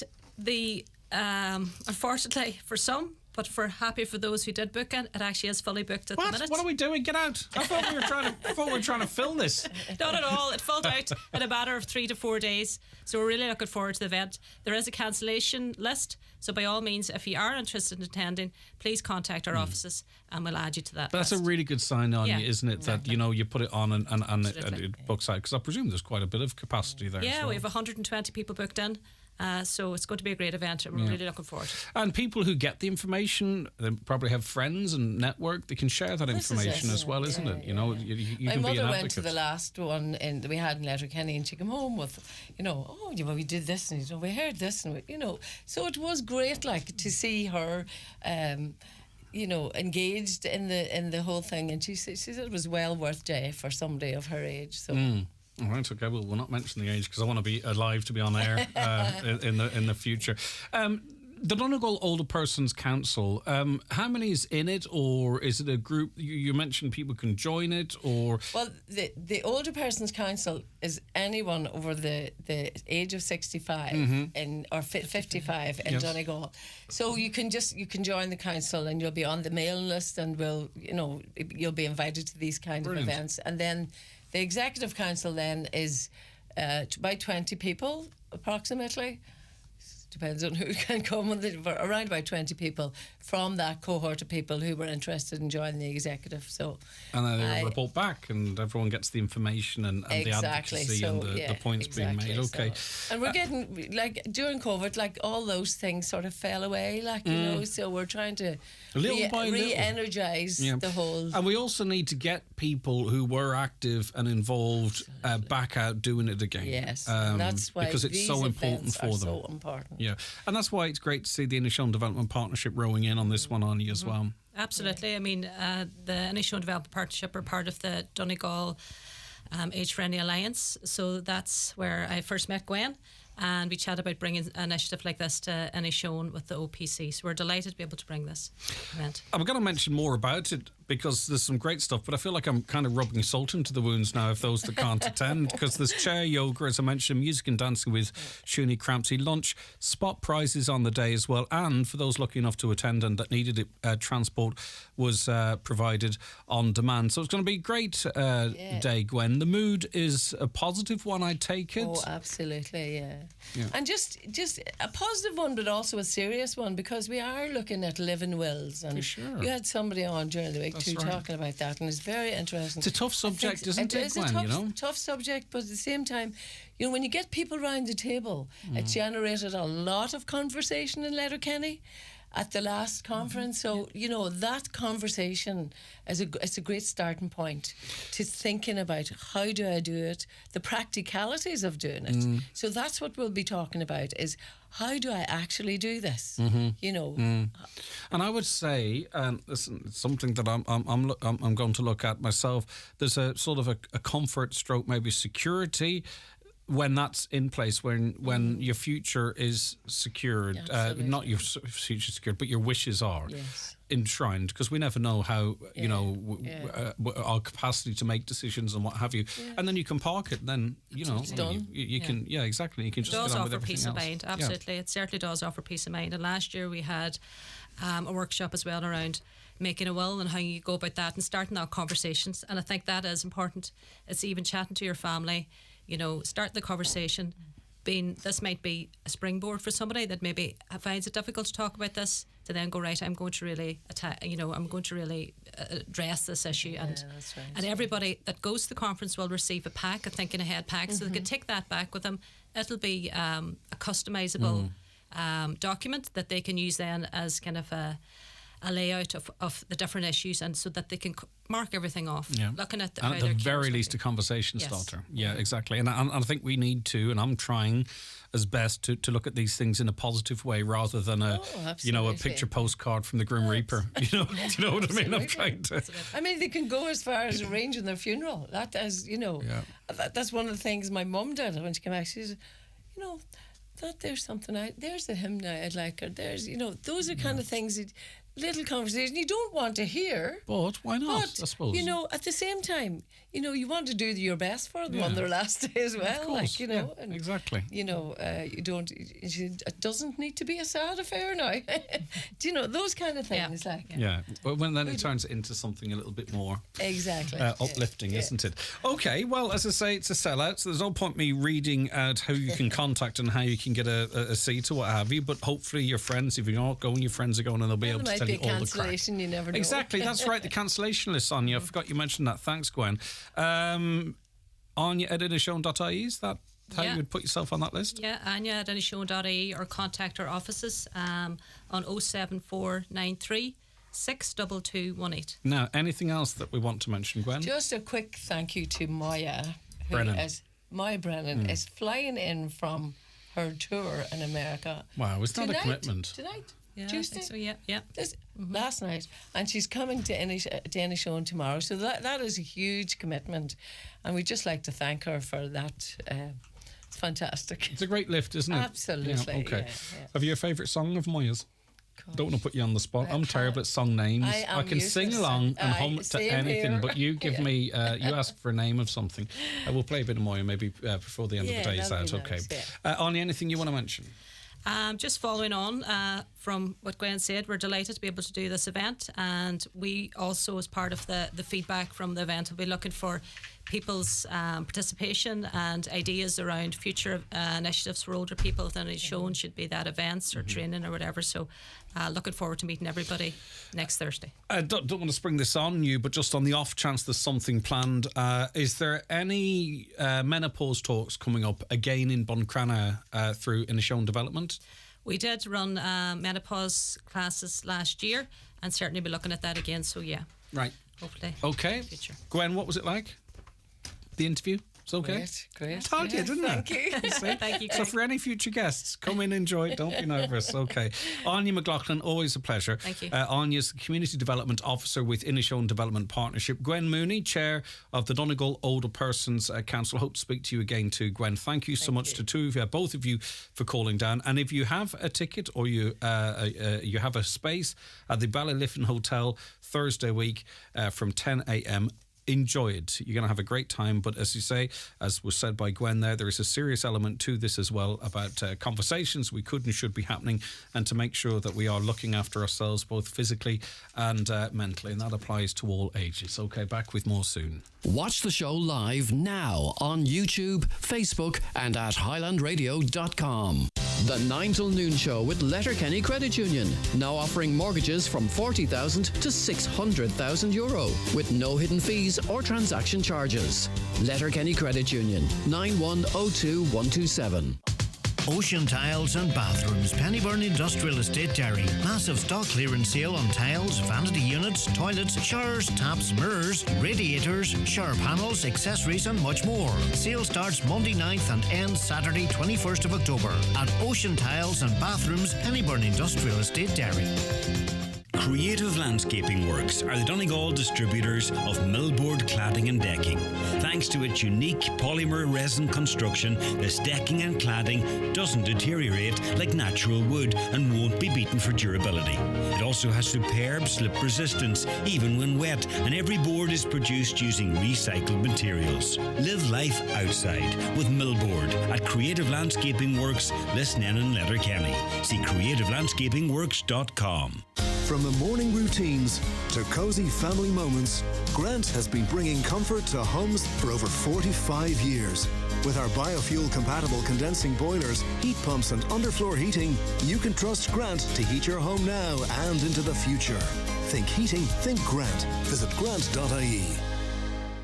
If you know the beauty and skincare product that suits you best, you'll find them at McGee's Chemist Letterkenny. From moisturisers, cleansers and toners to day creams and night creams, McGee's have the top brands you know and love, like Lancôme, Clarins and La Roche-Posay. Also Elizabeth Arden, Vichy, Nukes and many more. All at McGee's Chemist, Main Street, Letterkenny, and online at mcgees.ie, where the best costs less.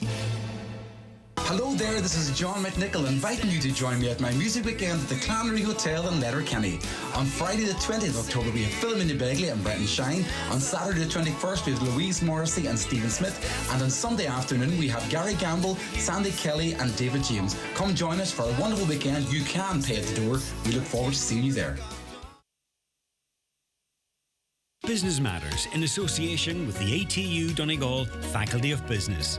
If you're a parent or guardian of a first-year student in the area of business, law, design, tourism or sport, join ATU's online information evening on Wednesday the 11th of October at 7 p.m. Call 9186207 or email facultyofbusinessadmin.donegal@atu.ie. Okay, it is time for Business Matters. But before we do, just an addition to our lost and found items. If anyone saw a pair of glasses, because Kieran's arrived here with an empty box. Where are they likely to be? Do you need us to run out and check in the car? No. Thankfully, it's something nearly 20 point this stage, Greg. So, all right, good stuff. With all eventualities covered. It's good to have you back. You've got a great guest on the podcast, which we'll talk about shortly. That podcast's live for you right now on our website, highlandradio.com. But before we get to that, we'll get through some news and housing development approved for Letterkenny, Kieran. Yeah. Greg, planning permission has been granted for a new housing development in Letterkenny. Donegal County Council has given the go-ahead to Property Hold Limited to build 21 dwellings, and that includes the completion of 5 unfinished houses at Killylaston. And a new hub opening in Buncrana. Yeah, the Innovation Innovation Hub opened in Buncrana on Friday. The new space is 700 square metres in size and is designated for local tech businesses and as a satellite location for global companies looking to create a European base. And just a side note, the centre is already home, Greg, to 25 clients, which is good news for Innovation. Yeah, and it's you cover the hubs quite extensively, and we do here. But outside of that, I don't think really maybe people get how important they are in different places around. They really are offering great facilities and often very well used. Exactly. They're so modern and there's so much in it now. So it is. Once people get there, you find people, if they set up base there, they're inclined to come and stay there as well, Greg, you know. Yeah, okay. Now I'm going through the notes here about awards, which is great, because every week you mention someone's picking up an award. I was waiting. You talk about people picking up awards, and I'm going to get to Filligans in a moment because it's a very significant award. But whose palm do you have to grease to get on Business Matters Business Notes awards lists? Well, especially national ones. I was trying to sort of spring it on you, Greg, but congratulations to yourself. You and knew Karen you were never going to. You were never going to come in here and spring that on me, Kieran. No, well, listen, I didn't want to stick it on the notes, but anyway, I was going to do it when we were finished. But listen, and on a serious note, I'm sure it was a proud moment for yourself and Karen, and it's a great award to be getting. It is. It's lovely to get a national recognition. But for Donegal, and I know that sounds a wee bit silly, but obviously this is a listener-driven show, and sometimes it does feel, and there's arguments for and against, that we are a little bit behind and back, and to some extent sometimes I've felt in media on a national level maybe we were sort of somewhat overlooked because maybe a bit controversial. I don't know what it might be, but it was great for the recognition, not of me or Caroline, but I think for the programme and the people that contributed, the likes of yourself, but most importantly the people of Donegal and the Northwest generally, and that's what I liked about it, because it's been a dry spell. Do you know that sort of a way? Previous success, of course, Sean did really well, but you know what I mean. So enjoying the moment. Yeah, starting to embrace it now. Good. Award winner. Had you a good night? Yeah. We were up early the next morning, so I was one of the first in bed. Very good. It was nice to have that experience. When you land and the concierge is, because I was effectively Caroline's chauffeur, so I drove her down, dropped her off at the venue, and then I went to the servants' quarters about 10 minutes away, okay? So then went back the next morning to pick her up from the door again and carry her bags and put them into the boot. But I met the concierge, and it was so nice that to hear stories of other people being there at 2, 3, 4, 5, 6 in the morning, and I'd been wrapped up in bed at 12:30 being a really good boy. So I believe you. It's on this occasion, Kieran, it's true. Anyway, enough about this award-winning programme. Let's talk now about a national and a very prestigious award. The most important thing, of course, jokes aside, winging its way to Glenties. Yes, Glenties-based company Filligans picked up 4 awards at the Irish Food Awards for its chutney, relish and mustard products. Filligans was set up by Sarah and Philip Moss in 1987, and the business expanded gradually from their kitchen and has moved to a custom-built premises in Glenties in 2019. And just a side note, Filligans director Wally Cremin was one of the first guests on the podcast, Greg. I think it was edition number 7 back in August 2020. I had a good old chat with Wally, and it's great to see the business still being successful and still winning awards. Indeed, and 3 of my favourite things: chutney, relish and mustard.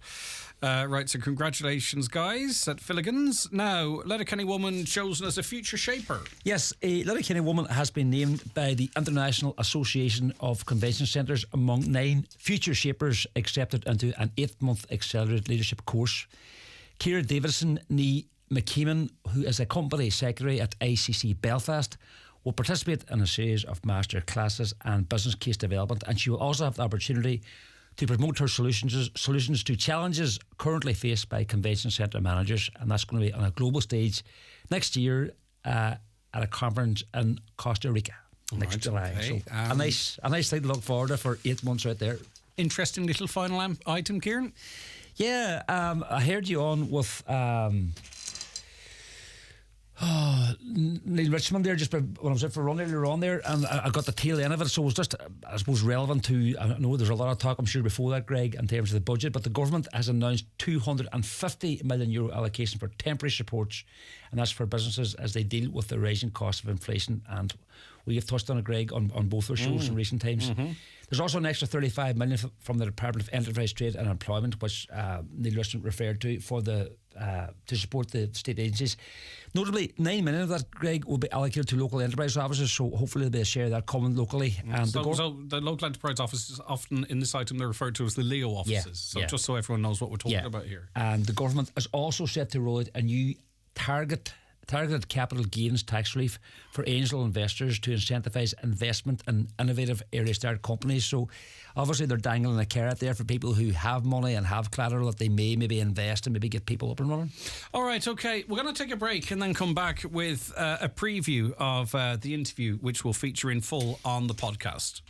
The 9 till noon show is brought to you by Letterkenny Credit Union. Digital loans now available. Apply online or via our app today and get your loan transferred directly to your current account. GiveBlood.ie know we can count on you, our community of blood donors, to be there for others in their hour of need. Blood donors from Killybegs should attend the clinic in the Tara Hotel in Killybegs on Monday 9th of October, and donors from Donegal and Dunlow should attend the clinic in the Abbey Hotel in Donegal Town from Tuesday 10th to Thursday 12th. Making an appointment is recommended, so call 1-800-731-137 or visit our website to book your time. New donors are vital. Visit GiveBlood.ie to check eligibility and clinic details, because we count on you. An emotion stirred, an idea accelerated. That's progress you can feel, and the very definition of the Audi 241 range. From the sporty, iconic Audi A4 and the all-electric Audi Q4 e-tron to the pioneering Audi Q8 e-tron, offering greater range than you can even imagine.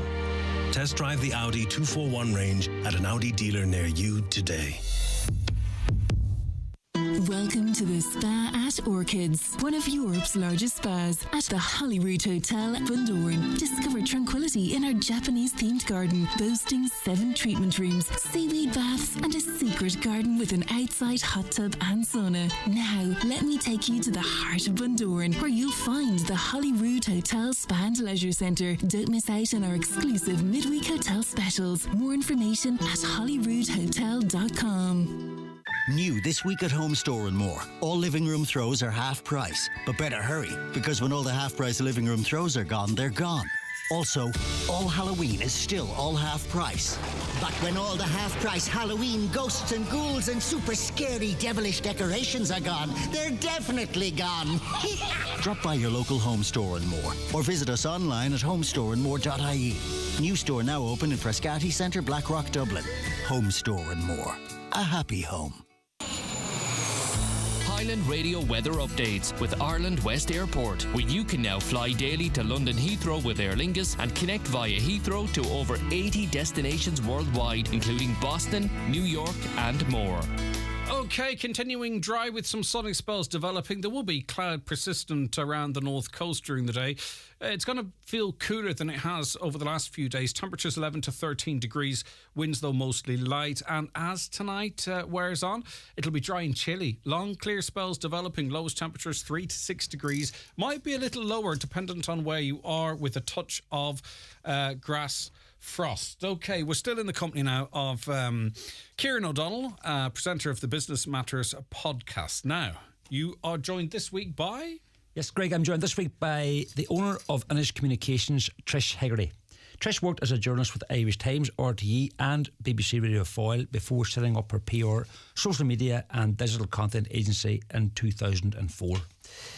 Inish Communications recently launched its Inish Expertise Toolkit for SMEs with limited time and budget. In this clip, Greg, Trish talks about the 2 latest recruits who joined her company earlier this year. The general PR business has got busier as well. So if I was to have any chance to spend time on selling and delivering the toolkit, I had to increase my team. So last year I took on Beth Reynolds, who's a graduate of ATU, media graduate. So she's our creative lead and social media manager and account executive. And then just a few months ago, I took on Conal Kennedy from Ardra, who's got...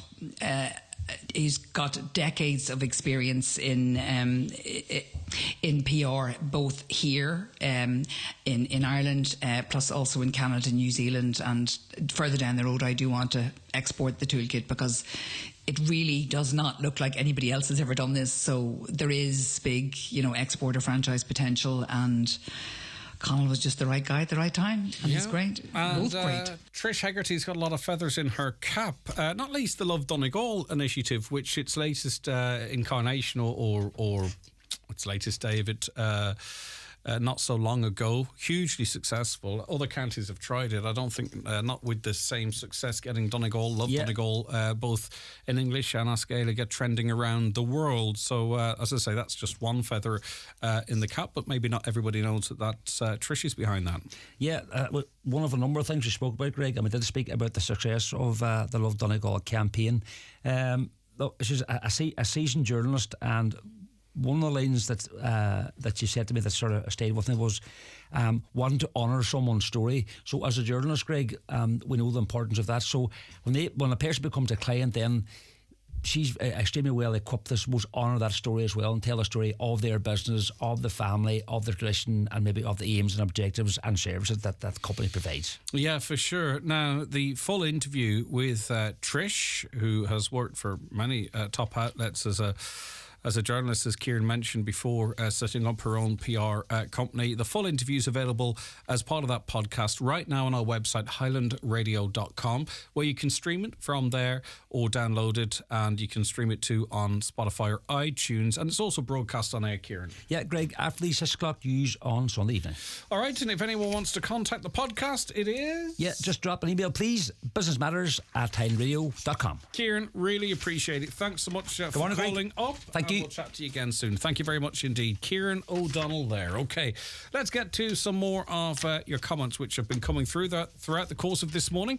Hi, Greg. Just heard Captain Legwith on there read the 50th anniversary of the 28th Battalion. I served over 30 years in the battalion and haven't received an invitation that he said was sent out. Now, I'm not sure if everyone who has served was invited or how that worked, but it's maybe we can make an inquiry on your behalf if you want to send in your details. Hi, Greg. Could you please highlight the problem of dangerous dogs encountered by walkers every day? A friend of mine was recently cornered by a dog and was lucky to come away unscathed. And to add salt to the wound, this dog has been seen roving the area again a few days later. Owners should be mindful of the dangers of dogs who are not on a leash and should keep their dogs under proper control. And regular listeners will know that is a topic that emerges on the show on a regular basis. Just more fallout from the budget. A caller says, seemed like a cynical budget. There is an election coming. We want your vote kind of a budget. Well, remains to be seen. I think when we have budgeting in yearly and election cycles, we're always going to have that. I mean, truthfully, we should be budgeting or planning for our health service, our education for decades in advance. You know, even I would argue that some certain headline issues like health, education, you know, mental health supports for children and what have you, there should be a shared responsibility for that. I am not really that interested in two politicians arguing about, you know, whether or not something is good for the people or not. You know, wouldn't it be better if those brains were working together on certain issues? And I know this is ridiculous of me to even suggest, but on certain issues of national importance, like health, like services for children with additional needs, like mental health, you know, like other,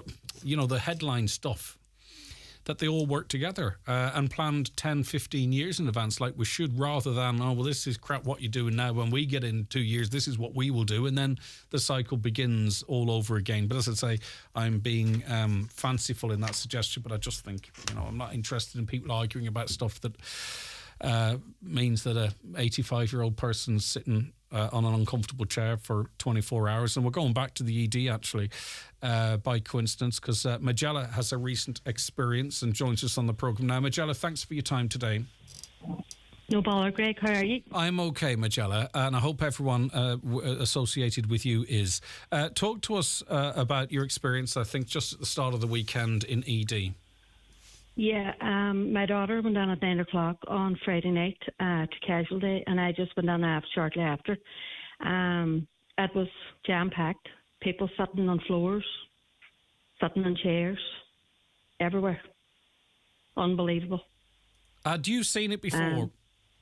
I have. Right, so you knew what to but it's getting worse. Yeah. So it is. And first off, and all conversations seem to start like this. In your initial contact with us, you praised the nurses and the medical staff for what they were trying to do in this environment. Yes, the staff are worn down. The nurses are doing a brilliant job on there. Like, my daughter got the best care that she could get. Mm-hmm. She didn't get a bed in a ward. She got a bed, but it wasn't in a ward. It was on a hallway with screens in front of her because there were no bed, no ward to give her. Now, she got out yesterday morning again. Your daughter was not there for the crack. She wasn't sent there by Now Doc or because they couldn't be bothered seeing her. She was there because she needed medical attention and needed to be admitted to the hospital. So, because a lot of people are sort of attributing those type of people for being there, but anyone I speak to, most of the people down there need to be there. So, how did the treatment process work for her? When, for example, did she get off the chair and into a bed? Saturday evening. Friday night, 9 o'clock. Okay. Yeah. So not far off 24 hours. Yeah. And the bed... there was an older lady sitting as well. Yes. And she was sitting on a chair. Wow. There were lots more children on as well. So it was just everybody of all ages. And there's nothing you can do. You just have to sit there. When she got the bed on Saturday night, was it in a ward? It was in a hallway. And it was in a ward corridor. Okay. Down at the bottom with a screen in front of her. The screen was for her privacy in inverted commas, was it? Yes. Yes. And you were shocked, and you've outlined it. You were shocked by the amount of people, the crowd. I think you described them as described them as seeking treatment. Yeah.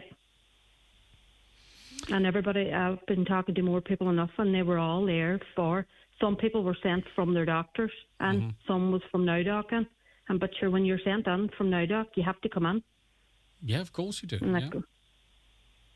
But the nurses are under so much pressure. Like, my daughter got the best care. The nurses were more than good to her in the ward. But they're running their feet.